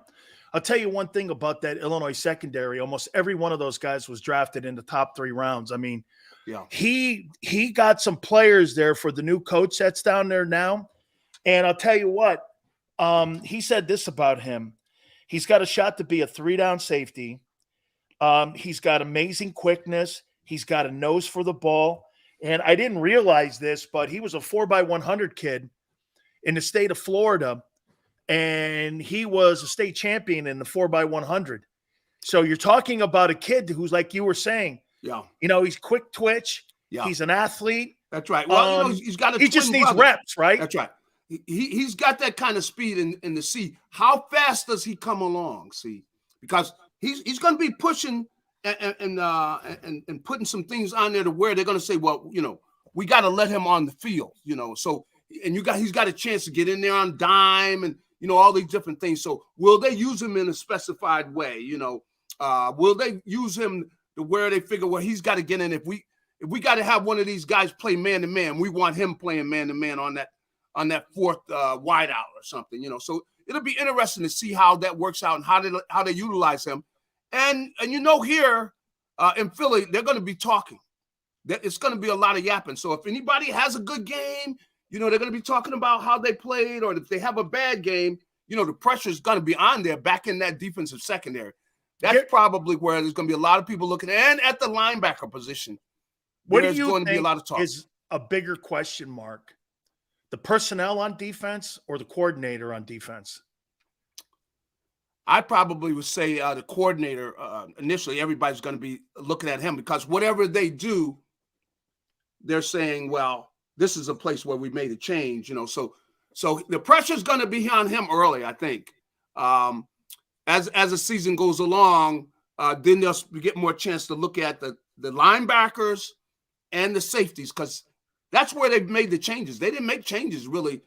There major changes anywhere else. It's at the linebacker position and at the safety position, and they really run the show. Those are the guys that run the show on defense. You think they're going to be aggressive or do you think they're going to wait and see what they have here? I mean, because you just don't get a read. By the way, I found this out last night. Vic Fangio is now the highest paid defensive coordinator in the National Football League. Is that so? The Dolphins had to do that. I know Vic said that, it all came down to Gannon, that whole fiasco, but Stephen Ross overpaid or paid more money to get him down there because he was probably going to sign on with Philadelphia. And now, if you're feeling this now leads me to believe this is why they brought Patricia in, because Desai was the second choice.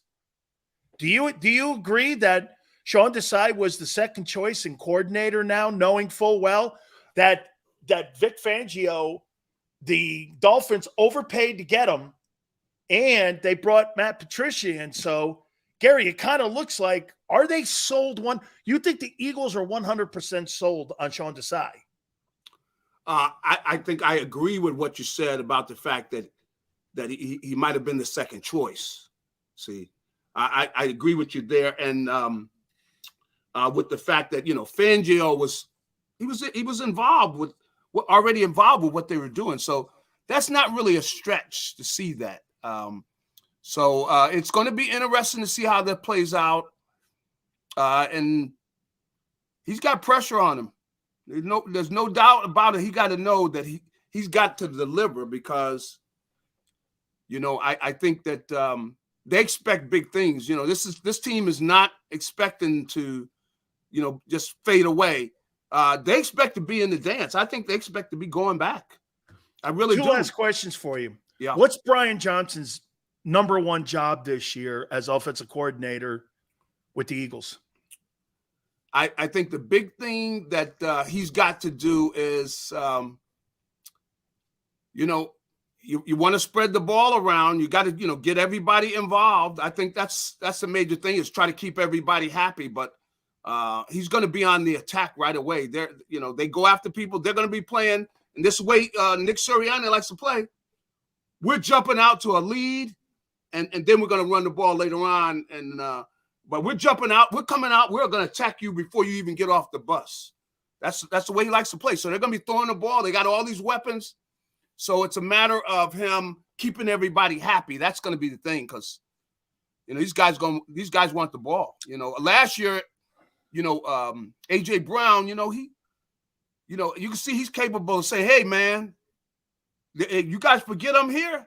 I want the ball." So that's where he's got to keep everybody happy. That's going to be the challenge. Last question for you here.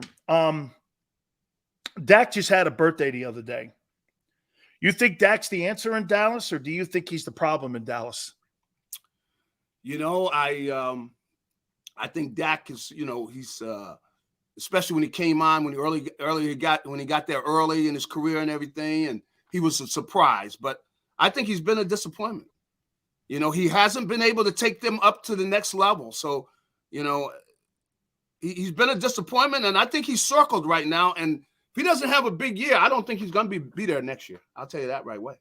I'm not paying $50 million for 2 playoff wins. You're 2-4, dude. No way. Especially, as I said before, he had been the problem. He was the reason they've lost in the playoffs. He hasn't played well. So this is a big year for him. A lot of pressure on Dak down there. Absolutely. Gary, we're 17 days away from training camp. What were you thinking right now? Hey, I have my behind out running. That's what I'm doing. Running, man. I'm running. because the little lady be saying, what are you doing? What are you? Hey, they're gonna be running us.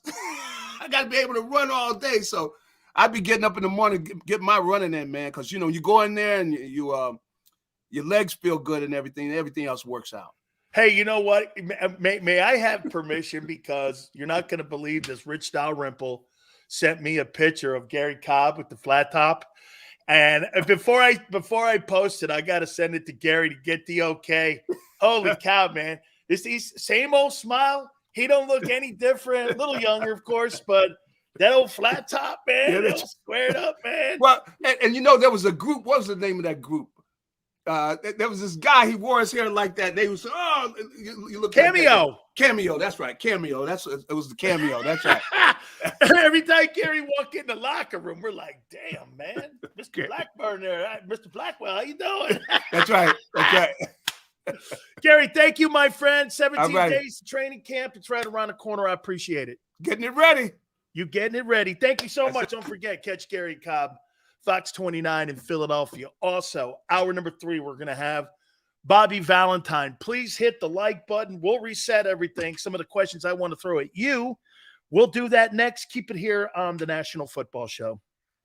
Do you stream on a Roku, Fire Stick, Google TV, or Apple TV? Now you can watch 6ABC 24/7 with the 6ABC Philadelphia streaming app. And the big story on Action News? Search 6ABC Philadelphia and start streaming today. Go to get your game on. Go for the beers. Go for the cheers. Go for the hit and the hits. Go for the stakes and the stakes. Go to get your parlay on. Go to get your party on. Go for the scene. Go for the screens. Go for the gallery. Go for the win. Go to Ocean. Visit theoceanac.com to plan your visit. The greatest fans on earth. It's a bold statement, but would you expect anything less from Philadelphia? 58 years of heartache creates a toughness, a grit, a resolve not found in most. Sure, our prayers were answered, but now that we've had a taste, we're looking for more. Pondley Hockey, official partner of the Philadelphia Eagles.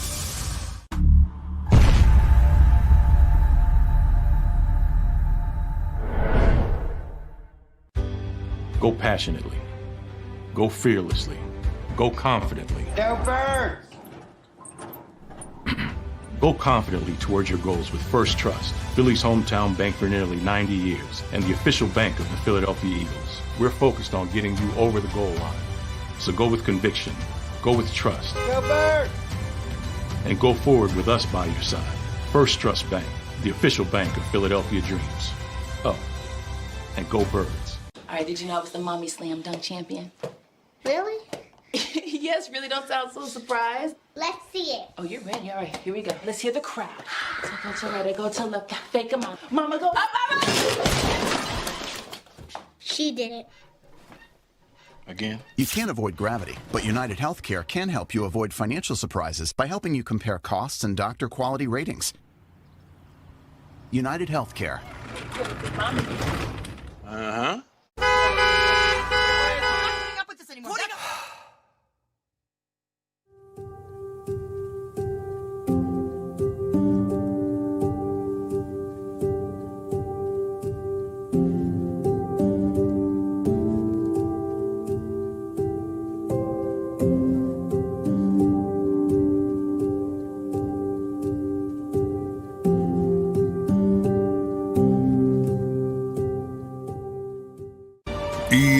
EAGLES, Eagles.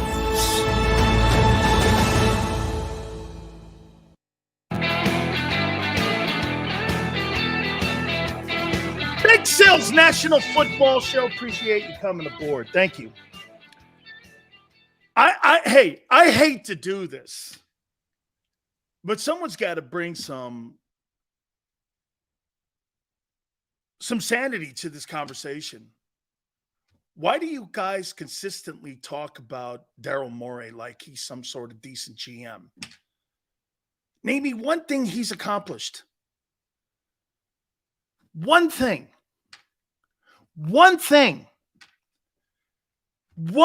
he's accomplished. One that makes you confident he's going to turn the Sixers around. One building thing that he's done that makes you go, oh, yeah, no, I see the corner turning now in Philly. One thing in his Boston, Houston, Philly opportunities he's had. He's worked in Boston, he's worked in Houston, and now he's worked in Philly.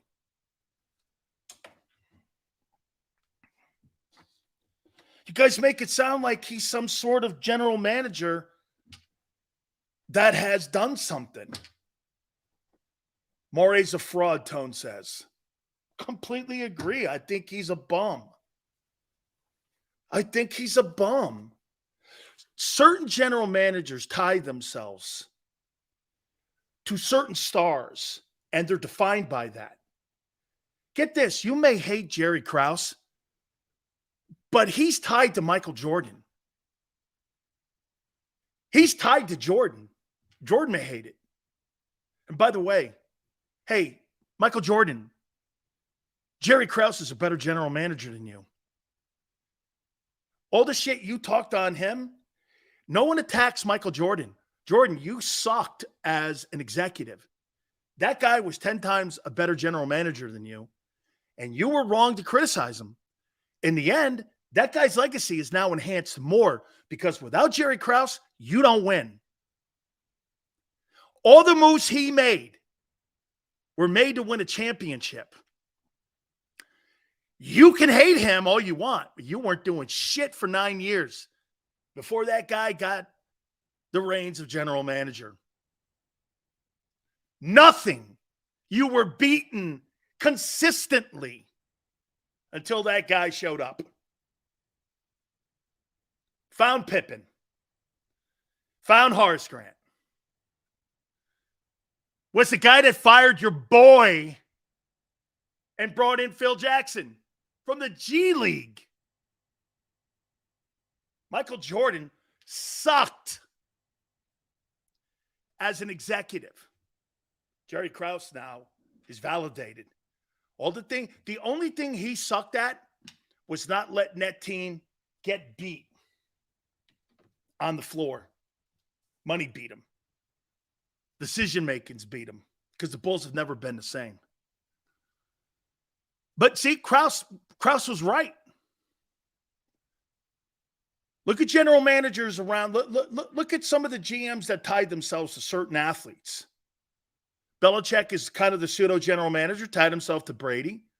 Bill Walsh tied himself to Montana. Do you know that there was actual conversation in '83 when Elway came out of Stanford and Montana had won the Super Bowl, I believe, a year earlier against the Bengals in Detroit.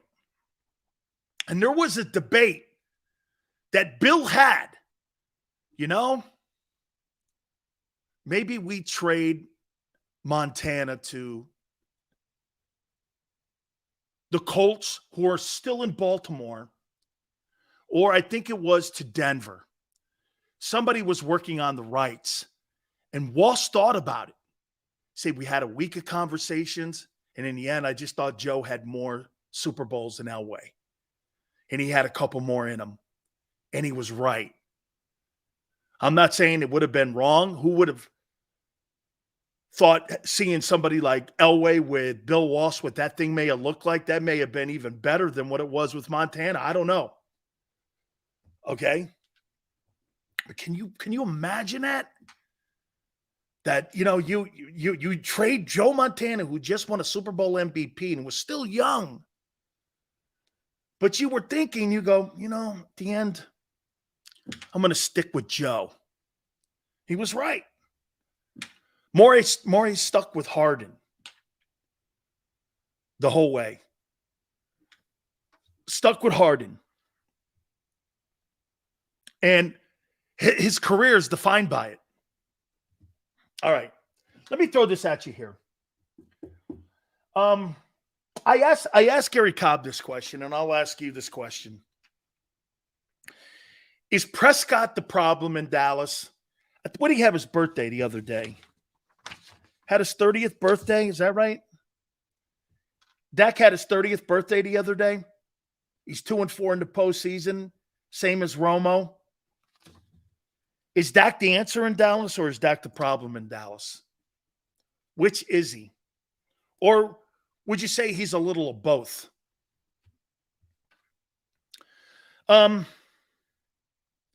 You get caught in the middle here a little bit when you start talking about what's the alternative. What would Dallas do if they were to move off of Dak? What's the alternative? Could you get, hey, by the way, what's the value for him? Do you think you can get a first-round draft choice for Dak Prescott if you traded him in the offseason? I probably think you could. I think you could get a 1, right? Probably get a 1. Trade him in Miami. Doesn't work out in Chicago. Trade him to Chicago. I think you could. You could totally, and you could totally get a 1 for him. I'll tell you what, I'd pay a 1 for him more than I would pay a 1 for Kyler Murray, and Kyler Murray would get a 1. Now, he's 30, okay? Dak Prescott has put up he's put up McNabb numbers. I told you, I compared the numbers. They were pretty compatible. I mean, at 30 years old, you could probably get a 1 for McNabb. And the numbers speak out that they were compatible with one another. Almost the same identical passing yards, completions, touchdowns, wins, all of that. And I would think you could probably get a 1 for Donovan at 30. Not a third rounder. Absolutely not. What are you, crazy? Look, your hatred for the Cowboys doesn't cloud the room when people look in the way they look at Prescott. It's not true. Hey, you know, you guys sit around sitting here saying how bad Kirk Cousins is. And Cousins in moments, obviously, in key moments, does not deliver the goods. However, before you start talking shit on Kirk Cousins, let your boy in Philly have a kind of year he's had in his career. He's never approached any kind of season throwing the football that Kirk Cousins has at any year of his career. All those 4,000 passing seasons, let's see your guy get there first. Let's see him get to 3,900 first. Okay? Well, hey, Dosa, last year, Cousins had a superior year in passing the ball to your guy, Jalen Hurts. Superior. Okay? Through the more attempts, more completions, more passing yards. I mean, more touchdowns. I'm not saying, again, but first, before you start talking about how bad he is, how about your guy have a year like him? Okay? And nobody's complaining up there in Minnesota right now, including Justin Jefferson. Yeah, I would say that. Cousins and, I mean, look, Kirk Cousins has put up remarkable years.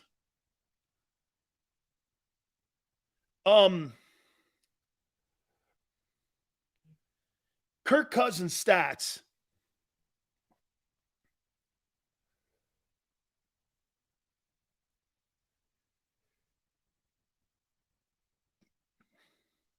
One, two, three, 4, 5, 6, 7. 7 of the last 8 years, Cousins has thrown for 4,000 yards. Last year, 45, 47, 65, 9 completion percentage, 643 in attempts, almost 200 more attempts than Jalen. Year before that, 42, 21, 33 touchdowns and 7 picks. This guy's put up enormous numbers. Enormous. 37,000 passing yards already. I mean, this guy's going to put up Hall of Fame numbers. Now, Does he have a Hall of Fame career? Doubtful. But he'll have Hall of Fame numbers. When he's done, like after this year, he would have passed. He'll be at 43,000 yards after this year in his 11th year. His one-loss record is 77-63. Not horrible. Minnesota, it's 46-33. Not terrible. Especially in today's NFL. Empty calorie stats. Empty calorie stats. Okay. Let's see your guy do it. I just said 7 of the last 8 years, this guy's been one of the elite passers in the game. Your guy's not been an elite passer in the game 1 year. 1 year. Not one time has Jalen Hurts been an elite passer. Not one time. And you're calling him elite, and you're calling that guy trash. 1 year. He hasn't been an elite passer in the NFL at all. At any time in his career. In the first 3 years. He doesn't have elite numbers. John, what's elite about Jalen Hurts' numbers last year? The picks?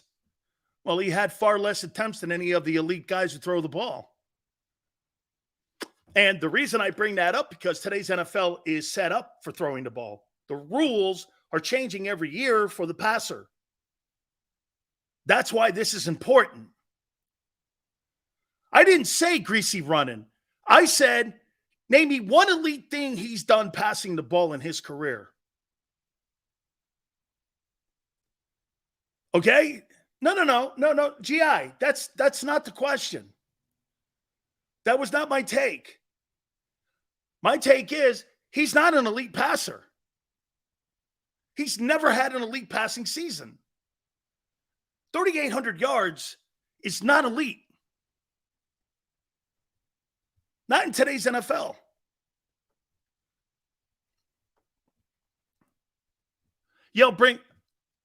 I'm not saying that he doesn't bring the other dynamic of the best RPO running quarterback. We've broached this before. I'm talking when you say something about Dak and Cousins, he's more in the modern NFL quarterback than what Jalen does. Now, I will agree with Bruce Arians and a lot of coaches like Tony Dungy that have been on our program. The dual threat guy's coming. And I don't know if you're going to be able to find a lot of guys like Jalen, because in college, I don't see a lot of these guys. And the health factor. But as a passer, the game is changing for passing. Passing the ball. This is why he's not promoted. The National Football League doesn't promote Jalen because he's not an elite thrower of the football. Okay? James goes, Dak is a regular season guy. That whole organization, James, is that. The Dallas Cowboys in the last 20 years don't win big games. Okay? Jalen Hurts didn't lead one of the critical passing statistics in the NFL last year. Attempts, completions, yards, percentage, touchdowns. Didn't lead any quarterback rating. Didn't lead any of those. That's why he's not promoted as the face of the league as a passer. And you go, well, they gave him 255? They gave the guy in Arizona 46-1. People make mistakes. And I'm not saying Jalen is. I am not.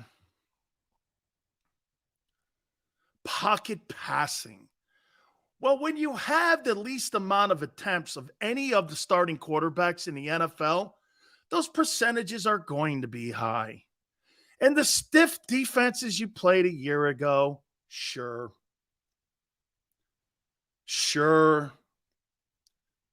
Whatever.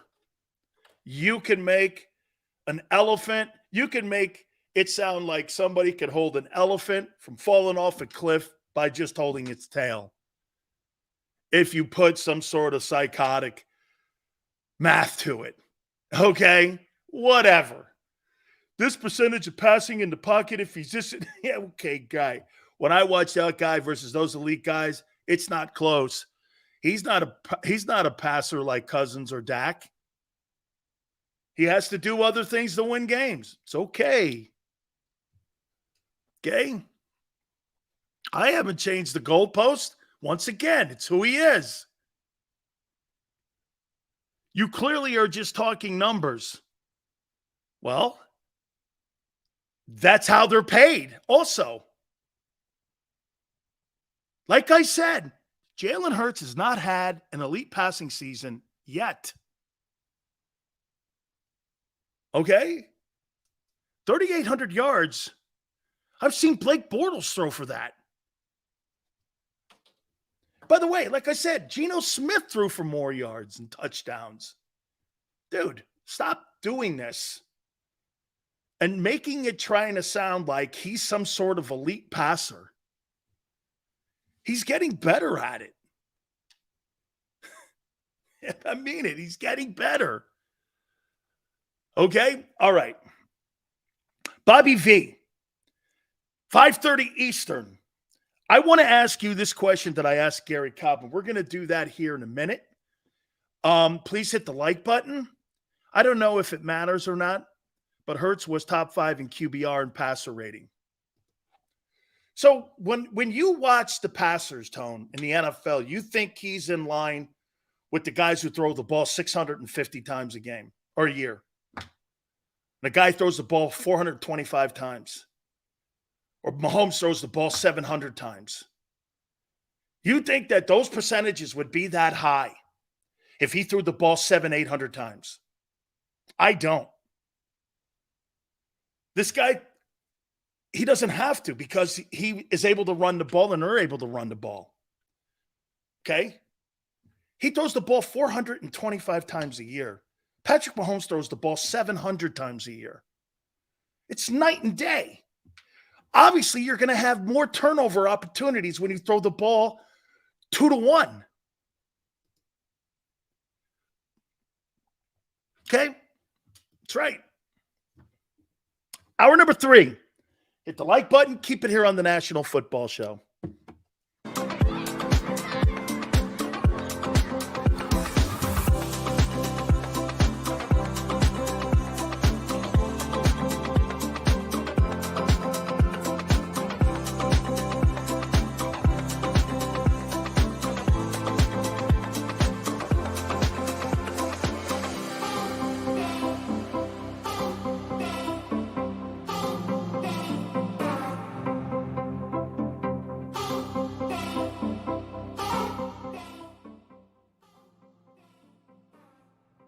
Heading down the shore. Have a ball once more. Here, imaginations run wild and time stands still.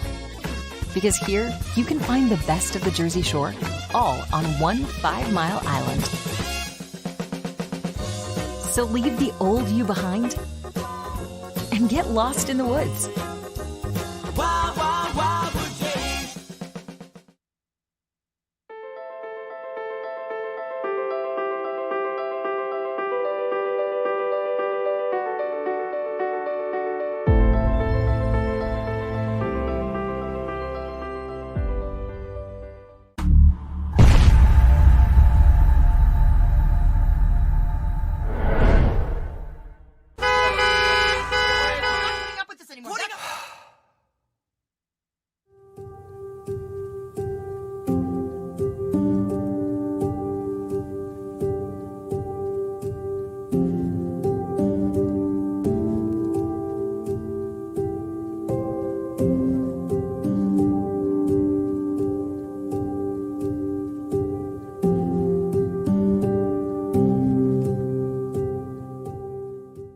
Score and save in Southeastern PA and Delaware with Colony Pools this football season, and let the experts close your pool with a custom Merlin safety cover in green for the birds. And if you join our Winter Watch team, we'll give you another 20% off, and Colony Pools will handle it all. Keep your tiles on your pool, not in your pool. Fly with Colony right now, Birds fans. Visit flywithcolony.com.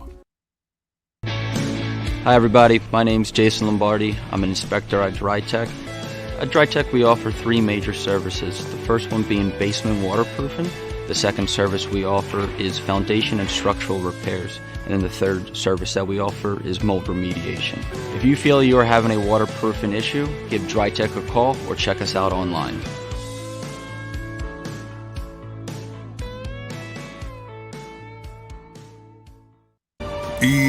EAGLES, Eagles.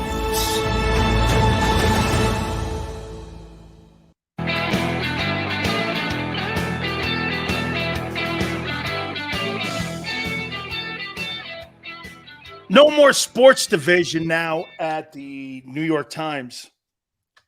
They've outsourced it to The Athletic. Shows you what the internet is now officially doing to sports media.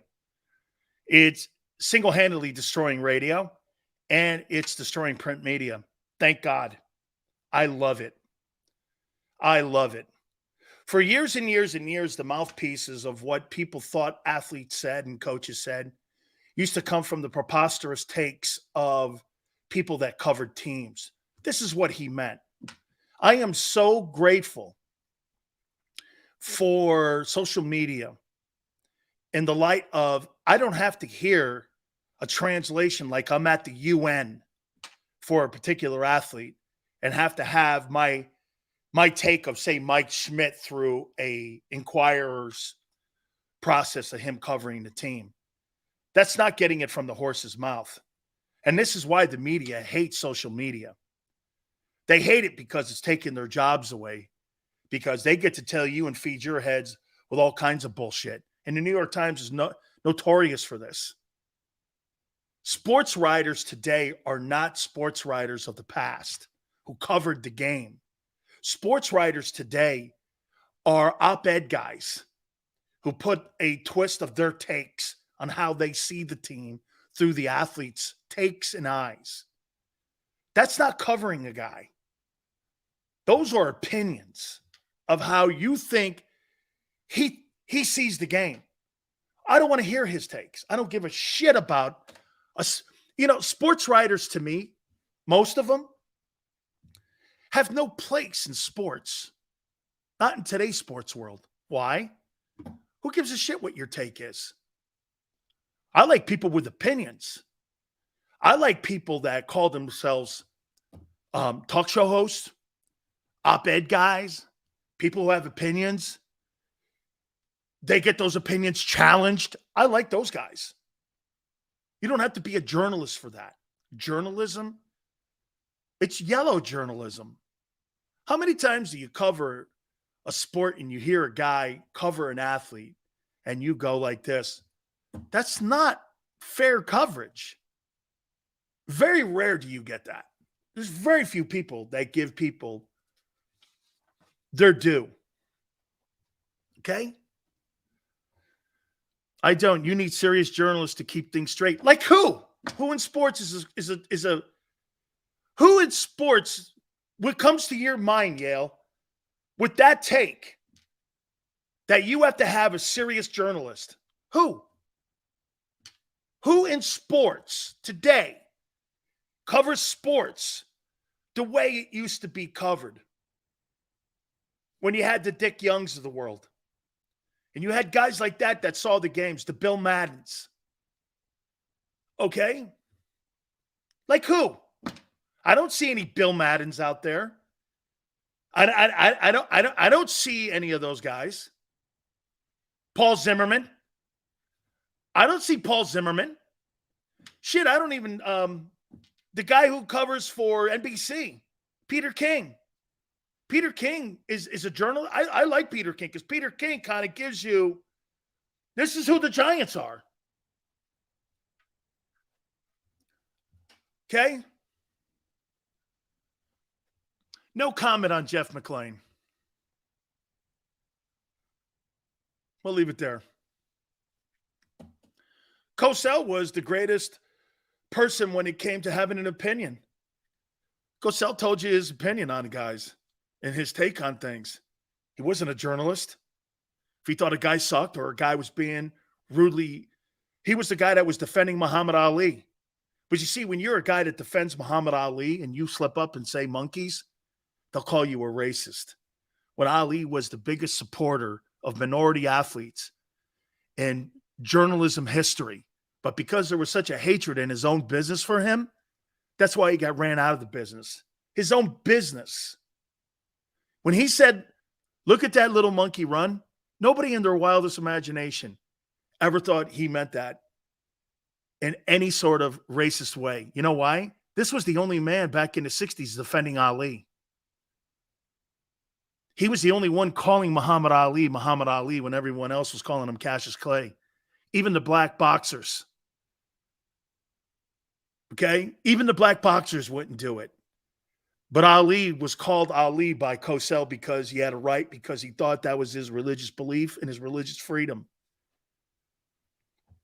Okay? But people in the industry are the ones that ran him out. It wasn't the fans. Totally. It's always good to have all types of media. Yeah, I'm an opinionist. Observationist is what I like to call it. Twiz, I like to call observationist. I observe something and I give you my take on it. That's how I've always looked at myself. Journalism. And you know what's crazy? I went to school at the University of Miami for journalism. That's my degree at Miami, is journalism. Isn't that crazy? Hey, Tony, you probably didn't know that. My degree at Miami is journalism, communications. It is. And I never subscribed to it. Because you know what we were taught? Greasy, you know what we were taught? Never become part of the story. But how many of the writers now put themselves in the story so that the story they cover, it enhances their takes and clicks? Thought it was public speaking? It's almost the same thing. All right. Before we get Bobby Valentine on, at the bottom of the hour, I'm going to ask you this question. Do you think this football team, the Philadelphia Eagles, who report to training camp in 17 days, could be better than they were a year ago?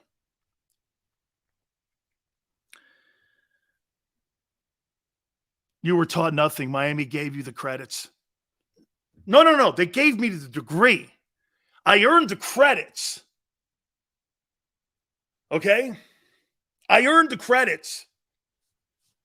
But they gave me the degree. Tone, did you ever hear this story, how I got my degree? Here, let me stop you here. Hold on here. So we're going to ask this question. I got to tell the story because I don't think Tone heard this. So I could not pass the statistics to save my life. I took it 4 years in college, man, 5 years in college. I could not for the life of me pass statistics. I went to the class. It's the only class I went to every single day. I could not do it. I could not get statistics.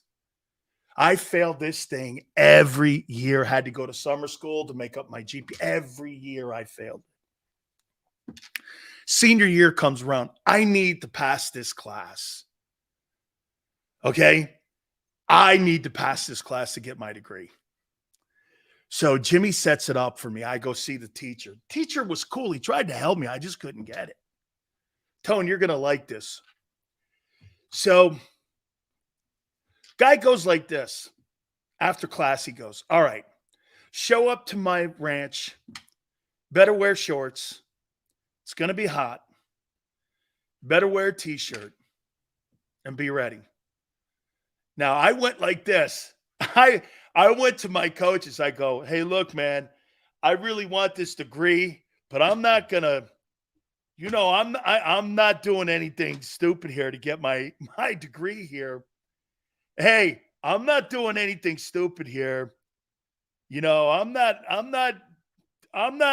chugging on the cannoli here or anything just so I could get it. That's not going to work.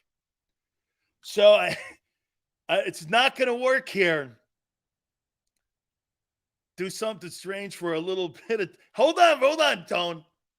So I get out there and he goes, I go like this to him. Hey, look, man, I'm not going to do anything stupid to get a degree here. Don't think it's not what he goes, relax. He gave me a bucket of paint, and I had to paint this guy's fence. And, dude, it was a horse ranch. And I had to do one side, and it's 98-degree humidity, and it's 99-degree temperature. I'm painting this guy's fence all freaking weekend. I get the inside. Sure enough, man, he comes out, couple spots. I'm out there. I slept in the barn. I'm painting this fence, and he goes like this. Good job. You didn't get a lot on the ground, too. He goes, I'll give you a C. I go, a C? Holy shit. He goes, hey, you know what you got on your final in your blue book? I go, what? He goes, a 48. I went like this. Okay, I'll take the C. He goes, hey, you got a 48 in your blue book. All right, I'll take the C. I walk in there, man. I had paint on me, man. I have to show up to like winter workouts and shit. I'm at winter workouts, man. Yeah, but I thought the guy was going to have me go down to the cannoli, man, and that was not going to work. I was like, that's not going to happen, man. But, you know, so Tony, I painted a fence to get my communications degree. Maybe that's why I got such an ass with sports reporters, because I had to paint a fence. Danny Ward, dude, yeah, but no, you don't understand how hot it was. Dude, you don't understand. Not going on to cannoli, bro. It's not going to happen. It's no way. Now, I mean, I don't care what it is. I don't know. I'm not going to say anything else, but show up in shorts in a guinea tee. I was like, no, you know, I'm not doing anything stupid here. I got my reputation to hold up in my physique and my looks and my figure. I'm not going there. That's not going to happen. Shut up. Paint the fence. Dude, there was a barn out there, and I thought I was going to have to paint the barn, you know, but I was exhausted. I said, you know, maybe if I painted the barn, I'd have got a B. Oh, he wanted you to show up Howie knee pads. I think he wanted to scare me, though. Because, you know, he goes, hey, wear shorts in a T-shirt.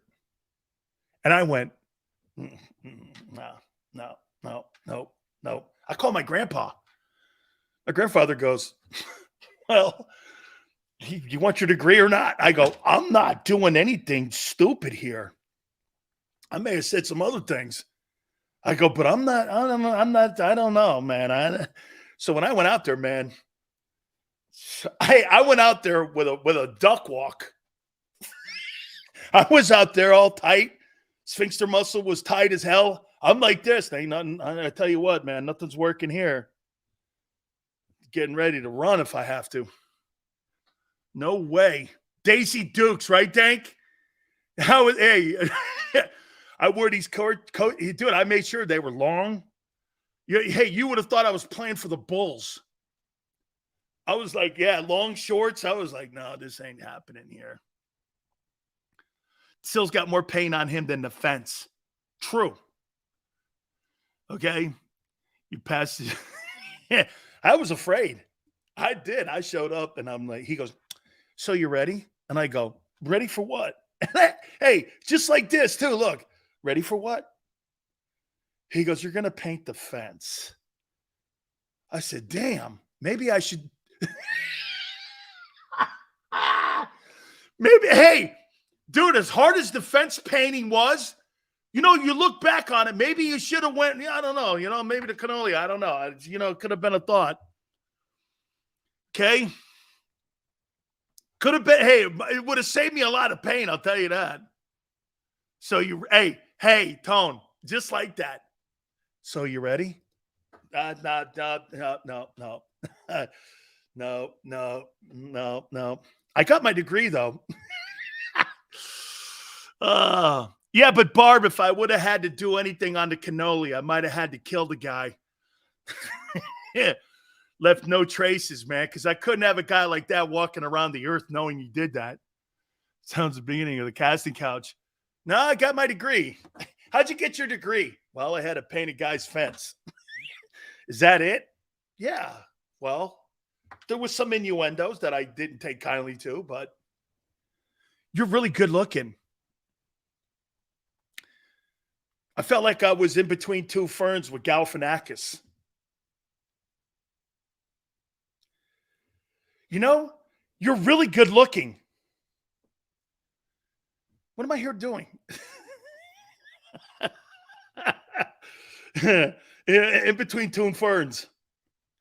Bobby V's coming up. All right, let me get back to the question here. How many people believe in here that the Eagles could be better than they were a year ago? I bet Tone does. That sounds real shady, Sills. How did you get your degree? Well, I had to paint a guy's fence. I couldn't pass statistics. What do you want from me? I couldn't pass statistics. I had every day. I had all my requirements done except one. I could not get statistics. Dude, my connections are better, as you can notice. The offense will be better, but not the defense. Wait a minute. John says better's bold. Do you think this team could be better than a year ago? It's funny, we just got through talking about Jalen, and you guys are going to go in on me again because I think you're going to be shocked. Tone, do you think they could be better than they were a year ago, the Eagles? Ben says no.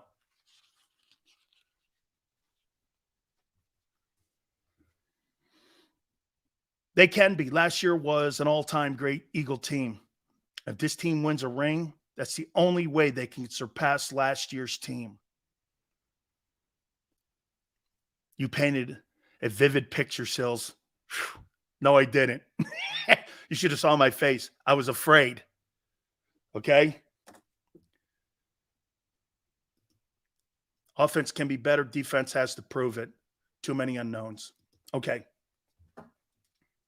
Is it possible that this offense can carry the defense? Is it possible that they could carry them? And have we ever seen that before where an offense carried a defense? We have. How many years in New England have we seen Tom Brady at the back end of that dynasty carry those Patriot defenses that weren't highly rated, but still ended up getting to a conference championship game? And if we're saying that the NFL today is more about offense than defense, doesn't Hugh Douglas say this all the time on WIP? You don't have to have an elite defense any longer. You have to have elite. And Tone, you said this to me a few months ago. You have to have elite guys at premium positions. And do the Eagles have elite guys at premium positions? They do. Edge rusher, corners. And they're working on it in tackles with the D tackles. Offense will be able to carry them so far. At some point, your defense will have to get a stop. If this Eagles defense can master getting key stops at key moments, they'll be fine. Know this, too. You could possibly be between an 11 and 12-win team. And I could possibly say this to you. You're better than the 14-win team of a year ago. Tougher competition, better quarterbacks, better coordinators, better play-calling head coaches are involved this year. And Jalen got better. And the defense did enough. To me, in my opinion, for them to be as good as last year, guys, it's not about the record. It's about getting as far. If they get to the NFC title game with 11 wins, who gives a shit if it's 11 or 14? get home field advantage, get to the NFC title game. Nobody's going to sit here and do this if the Eagles are an 11-win team and they're 11-6. Let's just hypothetically, injuries, you don't know. Say they're 11-6. They get home field advantage. They win the NFC. They're back in the Super Bowl. No one's going to look at it any other way than go like this. This team overachieved compared to what last year's team was, and they were just as good. Nobody looks at that 14-win team a year ago and goes, that was an outstanding record that they put up. I think that was an outstanding roster that they had. I personally think, in my opinion, that's the best. Would we not agree? Would we not agree with this? That last year's roster is the best roster that the Philadelphia Eagles have had in the Super Bowl era. Now, it didn't accomplish what the 17 team did. Okay? And you got to remember, the 17 team, they were going against Brady, the elite player of that position. This is the best roster that the Eagles have ever put together. And you know what's funny? Sometimes after the fact,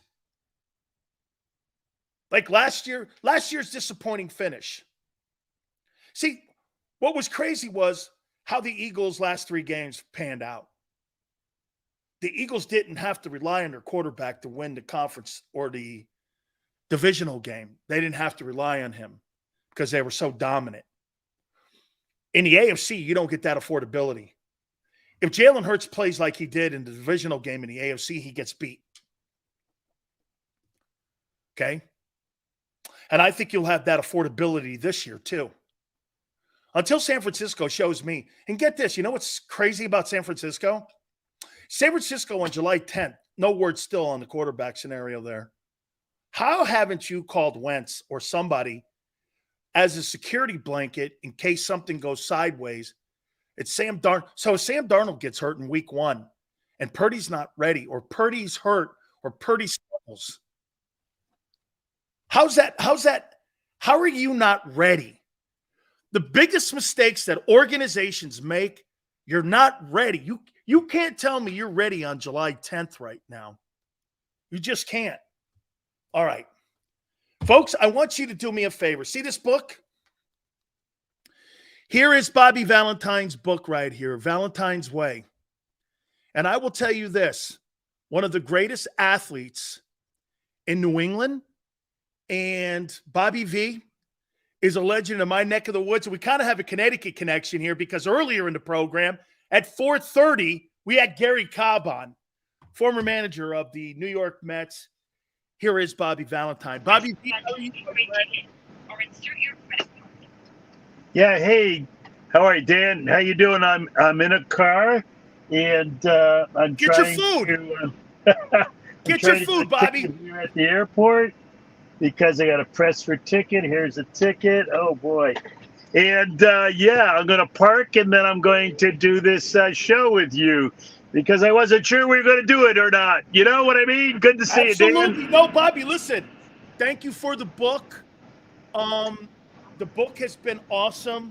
I love the pictures in the book. I mean, hey, of course, Bobby, I like the pictures. You like the pictures. I like it, Dan. That's a good Stanford education coming through right there. Yeah. Hey, Bobby, okay, right when you park here, there's a picture of you and Robustelli. Look what I got from the family. How spectacular is that? Look at this, Bobby. I'm looking, bro. How'd you get that? The brother gave me his NFL New York Giant induction jersey to the Giants Ring of Honor. We're distantly related, Andy and I. And so they gave me this jersey. Isn't that spectacular? I had one of those hanging in my restaurant for 38 years, signed by Andy, and I just sent it to the patriarch now of the family, Rick Robustelli, who's my good friend, and he has it now in the family archives. Talk about the book, Bobby. Why the book now in your time? Why did you come out with the book? Well, it was time. It was during COVID, I wasn't doing anything. The guy, Golan Black, contacted me. He lived in Stanford for quite a while, then New Canaan. And he said, why don't we do a book? And I said, what's it going to take? He says, I'm going to call you on the phone. You're going to talk a while. I'll transcribe it, and we'll make a book. And I said, you got it. So we went up to, my time with Sacred Heart University. So it's pretty cool. There's great stories in there. There's a lot of reveal, and the book's doing great. Thanks for putting it out there. Have all your people buy the book, Dan. Amazon. Yeah, Absolutely. Q&A at the end of the session here. I mean, let me do this to you too, Bobby. What did you enjoy more? Playing, managing, athletic director, being in politics, or is it all the journey that you really enjoyed in your life, because you've had a very special life? Well, I hope it's not over, Dan. And, I'm doing a lot of stuff yet. I'm with the LA Angels now. I'm doing some TV here. My best friend's son is the general manager. We're hoping to turn things around in the second half and get healthy. I did that restaurant business for 38 years. I probably served you a few beers in your day. Oh, absolutely. Yeah, I really enjoyed doing that and talking to the customers. And I have a film company and that I'm enjoying a lot with there. So, yeah, it's all still going. But to answer your question, I enjoyed playing. When I was healthy, playing was the most fun thing I ever did in my life. The rest of the time, waiting on tables and being a manager and being an AD, that's all taking care of other people, But when you're playing, you're taking care of yourself, and that's always fun.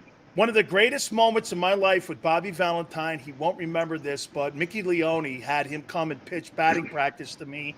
I was a sophomore at Catholic High, and Bobby, I believe it was your last year with the Mariners, and right before you got into managing, this was like early 79. Yeah, I think I was coaching with the Mets at the time. I was a third base coach for the Mets. Yeah. You came in and you came to me and you go, you got to go up to the Cape Cod League. So I went up to the Cape Cod League, and you and Mickey Leone had me. And I'll never forget, Roger Haggerty was with us, and we're all sitting there. You're throwing batting practice to me, and you go, if you want to do this, you can do it. So I played a little ball at Miami, University of Miami, for Ron Frazier when I was down there playing ball too. But he was like this, you're never as good as your guy, Bobby V. I said, okay. Bobby, do you like the game and where baseball is today? I don't know if the jury's still out. I love the game. Don't get me wrong. Where it is today, I'm not sure where it is today. All the regional sports networks are kind of going bust. MLB is going to take it over. They talk about internationalizing the game.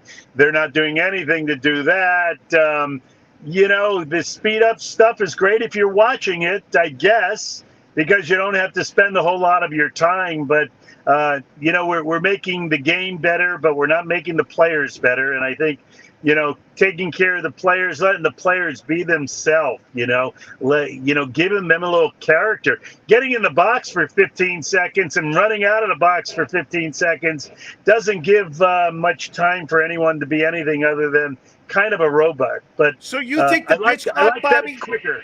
You think the pitch clock is taking personality out of the game? Sure, of course.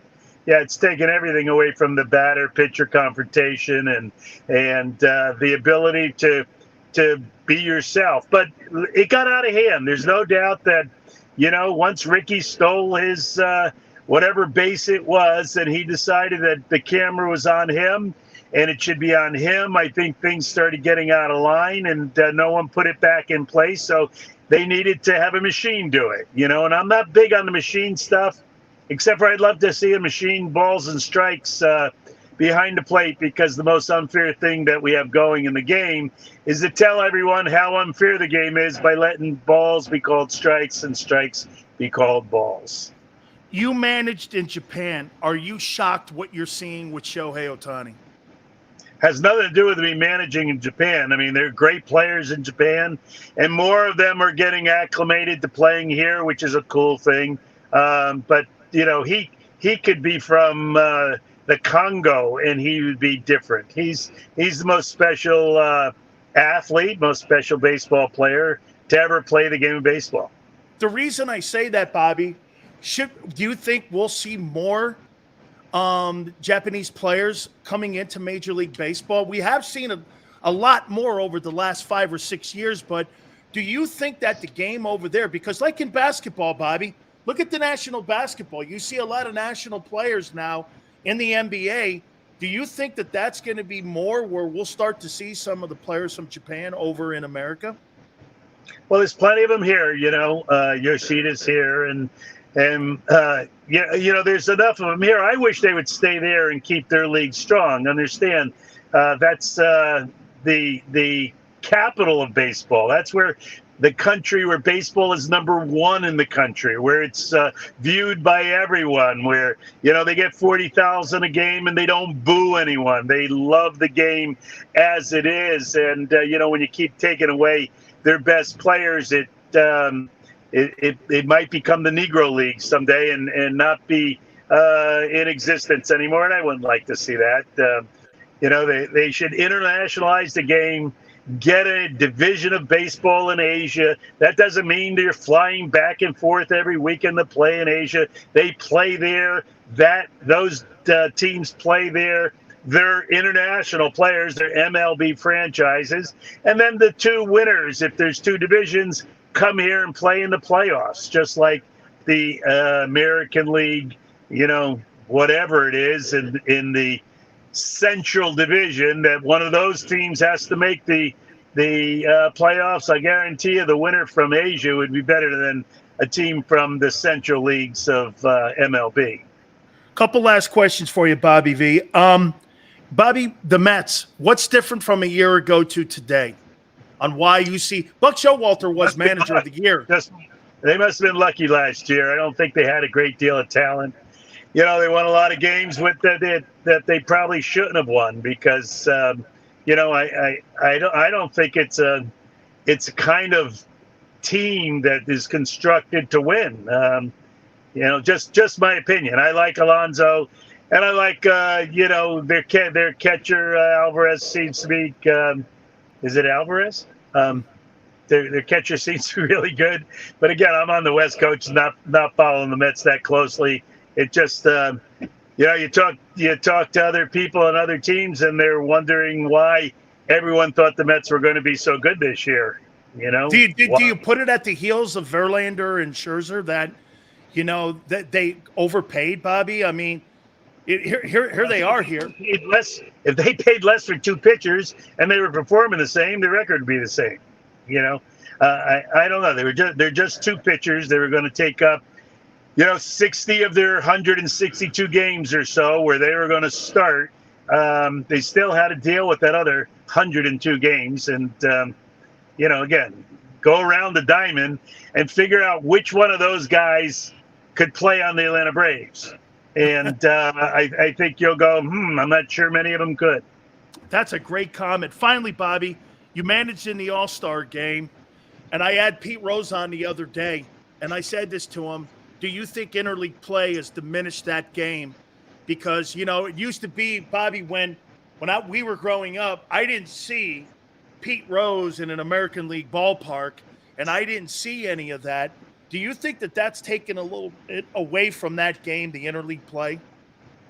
Yeah, of course. Yeah. It's taken everything away, and it shouldn't be considered a big deal.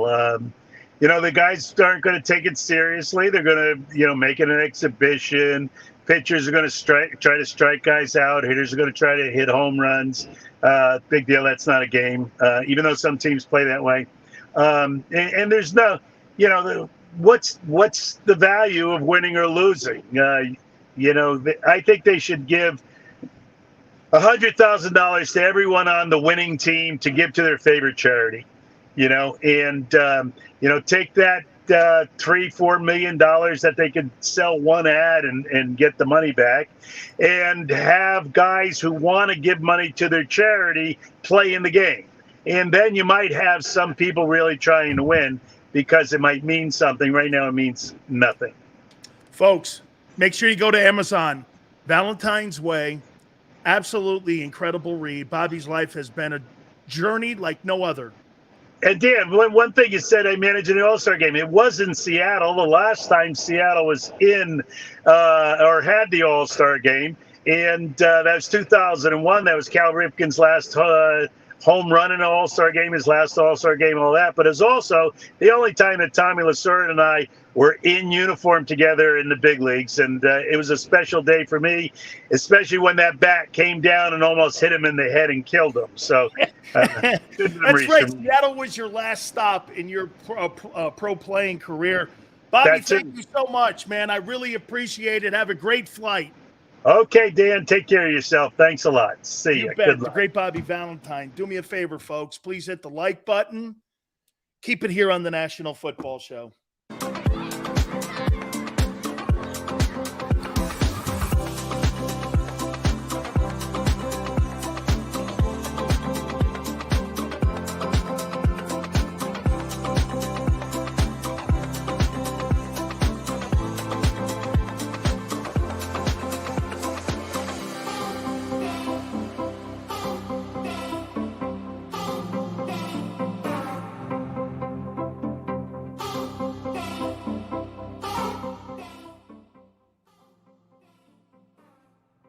Heading down the shore, have a ball once more.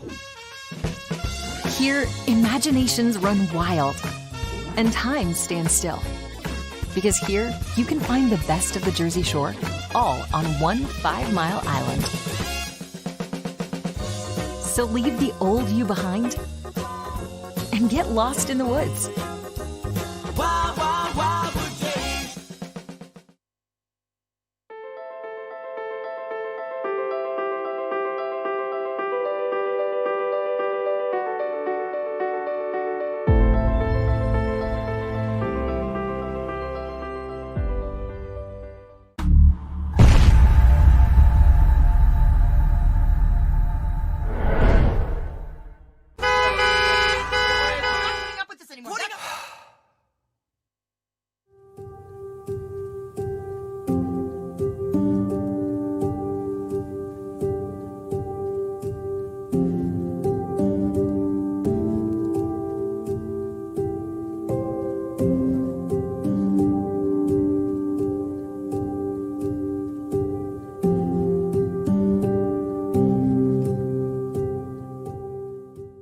Score and save in southeastern PA and Delaware with Colony Pools this football season, and let the experts close your pool with a custom Merlin safety cover in green for the birds. And if you join our Winter Watch team, we'll give you another 20% off, and Colony Pools will handle it all.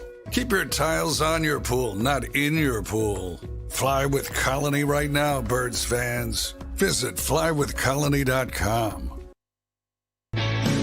Hi everybody, my name's Jason Lombardi. I'm an inspector at DryTech. At DryTech we offer 3 major services, the first one being basement waterproofing. The second service we offer is foundation and structural repairs. And then the third service that we offer is mold remediation.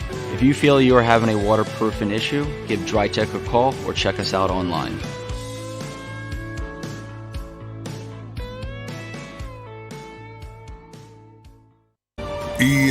EAGLES, Eagles.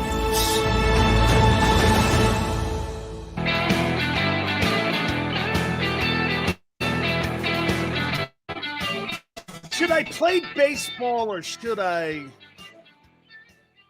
have played football? My wife always asks me that question. The Mets were going to draft me. Bobby Valentine, by the way, I think was the 5th pick in the first round by the Mets. No, Dodgers. Dodgers drafted him the 5th pick in the draft, I believe, because he played at Southern Cal. Holy cow, I forgot. Bobby Valentine and Gary Cobb both played at Southern Cal, and they were both on today. I like it. Yeah, Bobby V was the 5th pick in the draft for the Dodgers. And he came and pitched batting practice to me, and he was the third base coach. And he's throwing, it was about 20 minutes of batting practice, and I'm hitting these monster shots. at a Cubetta Stadium. I'm hitting them over right tech. I'm hitting big shots. And I was a big kid, of course. And I was a catcher, as you can imagine. And I had a great arm. I went to Show Me Baseball Camp, Charlie Lau. I went to Duffy Bass's camp in Normal, Illinois. I went all over. I went to Alaska. I went everywhere. And my sophomore year, Bobby comes in and pitches to me. So they bring me in to Queens. And I talked to Davey Johnson. And they're sitting there and they go, hey, do you want to go up to the Cape Cod League? And as we were just talking with Bobby V, so I go up there to the Cape Cod League and I'm sitting there and I think we played like 40 games. And I think I hit like 286, had like 10 homers or something. It was like 40 games or something. I did very well. And then the Mets and the Pirates. The Mets, the Pirates, and the Expos were interested in me, and they flew. I had all kinds of meetings with them, and then I had to determine whether or not I was going to play.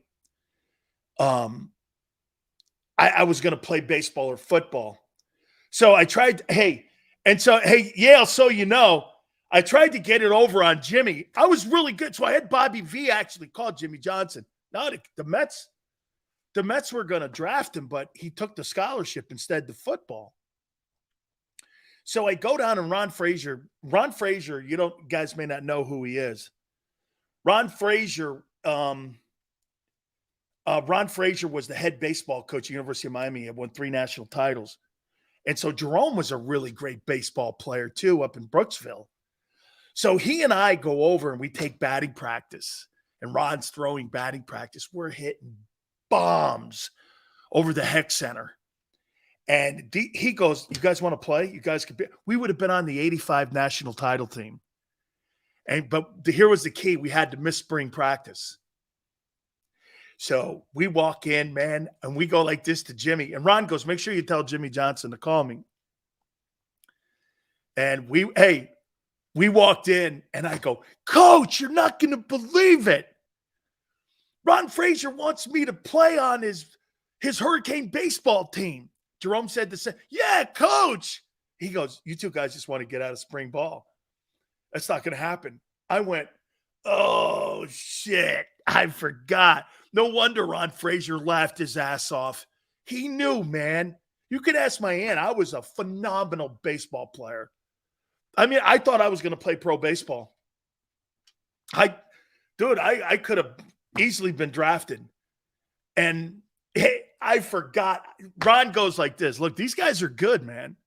And I checked on Bobby Valentine, the Mets, and the Expos. Sileo was a high prospect. I mean, he would have went in the top 3 rounds.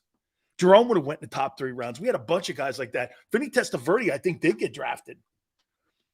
And so, yeah, man, I forgot about it. And I was so excited. Oh, my God, I'm going to play ball for the University of Miami. I would have won a national title in baseball and football. And so I'm like, yeah. And he goes, you're not getting out of spring ball. Shit, man. Jimmy said, no, you two guys ain't getting out of spring ball. You two guys need all the freaking practice you guys can get. I was like, shit, man. All right. I guess so. Dude, I was so deflated because you should have seen me like a kid. Hey, I made the Miami baseball team. Ron Frazier told you that? He goes, yeah. He goes, yeah, he told you that because you knew I wasn't going to let you do it. Forget Big Papa. It's all about MLB made good money. Hey, Barb, not only that, here's the difference. In Major League Baseball, here's the difference in pensions. You only need to be active 1 game as a Major League Baseball player. 1 game, and you get a pension. If you make it to the majors, you get a pension. 1 game. NFL, you have to play 4 years to get a pension. Pro ball, you got to play 4 years. Yep. MLB, unbelievable pension. All benefits are taken care of. So if you make it to the big club, there's a chance you're gonna have a lifetime pension. Hey, Kenneth, Dion was a great baseball player. He played at Florida State too, man. He was great at FSU. Absolutely, he was great. Bo Jackson was great. Bo was a great baseball player at Auburn. Do you know Frank Thomas and him played on the same Auburn baseball team? Can you imagine you had Frank Thomas, Charles Barkley, and Bo Jackson all at Auburn at the same time? Right? All right. Hey, this has got to be one of the coolest compliments I've ever seen a star player make about a player, and he's one of your Eagle guys. So Richard Sherman made a comment about Devonta Smith, and it said that one of the reasons why I knew it was time for me to leave is when I knew I couldn't cover guys like Devonta Smith anymore. That's quite a compliment. Richard Sherman's going to be considered for the Pro Football Hall of Fame. Okay? He's going to be considered for the Hall of Fame. There's an argument that he could make it, especially if he stays in the media. But for him to come out and give such high praise to Devonta Smith, it's another feather in the kid's cap, and to where a lot of people believe that he's the most technically sound wide receiver that's on the Eagles right now. A.J. Brown is brute force. And Devonta Smith is like Marvin Harrison. Okay? He's like Marvin Harrison. Tremendous route runner. Great hands. And I'll tell you what. Have you not been surprised by this with Devonta? Tone? Everyone, have you not been surprised? His durability. His durability has surprised me. I've been surprised. I've seen guys with that type of build not be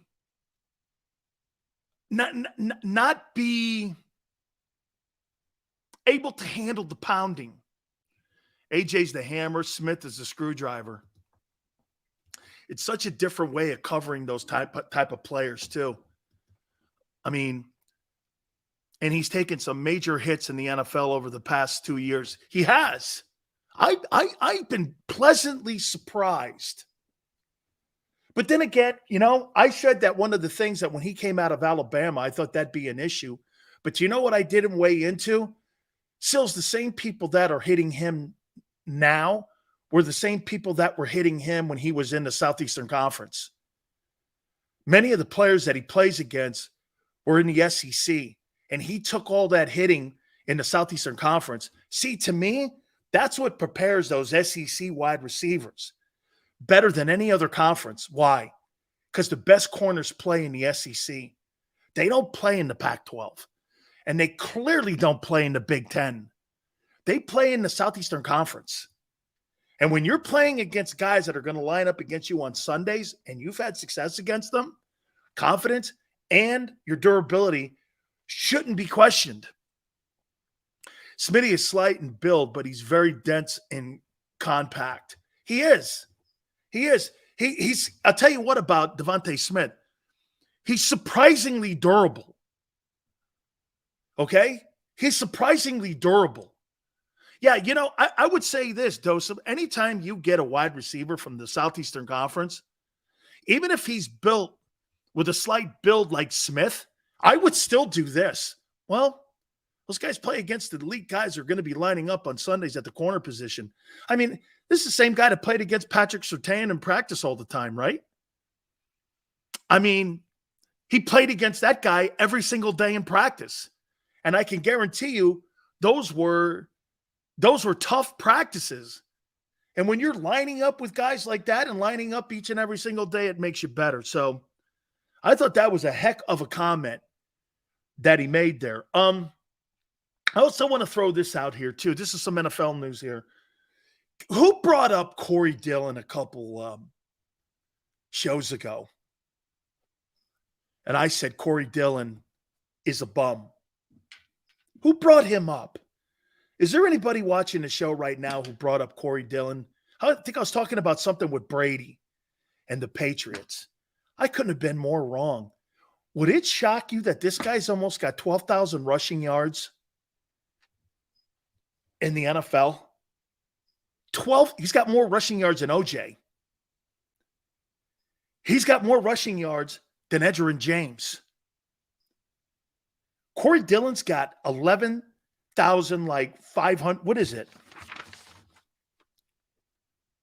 He's got like 11,000 plus rushing yards. And he's like almost like 9,000 rushing yards in Bengal history. And the Bengals won't retire his number because of some of the off the field issues that he's had. My point is that I never realized that Corey Dillon was that good a back. And you're right, guys. 12,000 rushing yards, a Super Bowl win. Dude, how that guy's never been commented on or talked about for the Hall of Fame, it's because people don't like him and his attitude. That guy's had a hell of a career. I'm actually stunned when I looked up the numbers. I couldn't believe it. I mean, who thought he was a 12,000-yard rushing guy? He's the Bengals' all-time leading rusher. Corey Dillon's stats. Dank, 11,241 with 89 touchdowns. I'm wrong. I thought 1435, 12, 1, 2, 3, 4, 5, 6, 7 of his first 8 years, he rushed for 1,000. In 2004 in New England, he went for 1,635 and 12 touchdowns.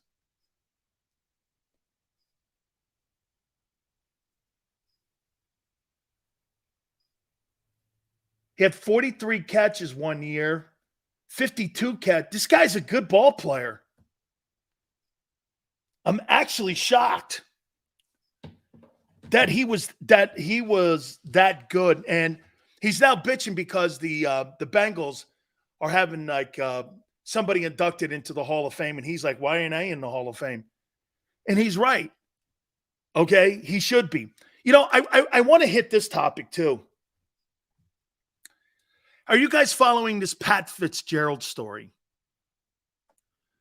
I guess there was some hazing going on at Northwestern. Last year they had one win. And I guess Pat Fitzgerald, the head football coach at Northwestern, has been suspended because of this hazing ritual that they have at Northwestern. And the head coach, they say, is accountable and responsible for his program. This goes back to the Joe Paterno stuff. You think a head football coach is responsible for something like this? That if his players are hazing younger players, that he's responsible for that? Is a head coach, college head coach, responsible for that? I think it's stupid. I think that shit there is counterproductive. We never had any of that stuff at Miami. If he knew about it, yes. Mateo, we never did any of that. Our indoctrination was out playing and scrimmaging and playing football. We didn't do any of that. We had, you know why? Jimmy thought it was insulting to African-American players if any hazing went on at all.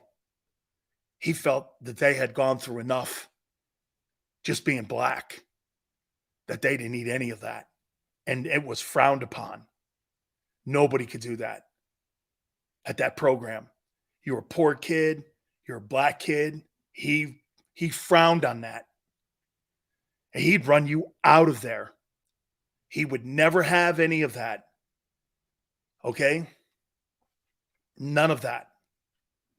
There was nothing about hazing, and none of that stuff ever happened at University of Miami. Not with that guy. Okay? Northwestern, I would expect it there. You know why? It's a dorky school. Okay? Traditions. How about a tradition of winning? I'm not going to Northwestern if I'm a football player to be a Rhodes Scholar. I'm going to play football. Okay? Just like a doctor goes to Harvard or Yale, or a lawyer goes to Dartmouth. I go to these programs because I'm looking to be a specialized person in my field. And to sit around and do that bullshit, you bet Pat Fitzgerald should be fired for that shit. Don't let that shit go on in your program, bro. Every coach is accountable for his players and his players' actions, whether you're there or not. You know why? It's the kind of kid you bring into your program. No wonder you win one game. I think he's a good coach, too. He's up for the Bear job 2 years ago. Anyway, appreciate Bobby V coming aboard. I hope to get Seth Joyner on tomorrow, so be looking forward to that. We'll get a classroom with our guy Seth Joyner. Xander, Big Joe, thank you. Tone, man, he's been pretty busy lately, man. He's now in the, well, I'm going to leave it alone because I'm not sure I'm supposed to give out any kind of information like this. All I know is this. Hi, we'll see y'all on the other side there, and we'll make sure that we catch you all out there. Remember 3 to 6, and we'll catch you on the flip side. Do you stream on a Roku, Fire Stick, Google TV, or Apple TV? Now you can watch 6ABC 24/7 with the 6ABC Philadelphia streaming app. For the big story and action news, search 6ABC Philadelphia and start streaming today. Go to get your game on. Go for the beers. Go for the cheers. Go for the hit and the hits. Go for the stakes and the stakes. Go to get your parlay on. Go to get your party on. Go for the scene. Go for the screens. Go for the gallery. Go for the win. Go to Ocean. Visit theoceanac.com to plan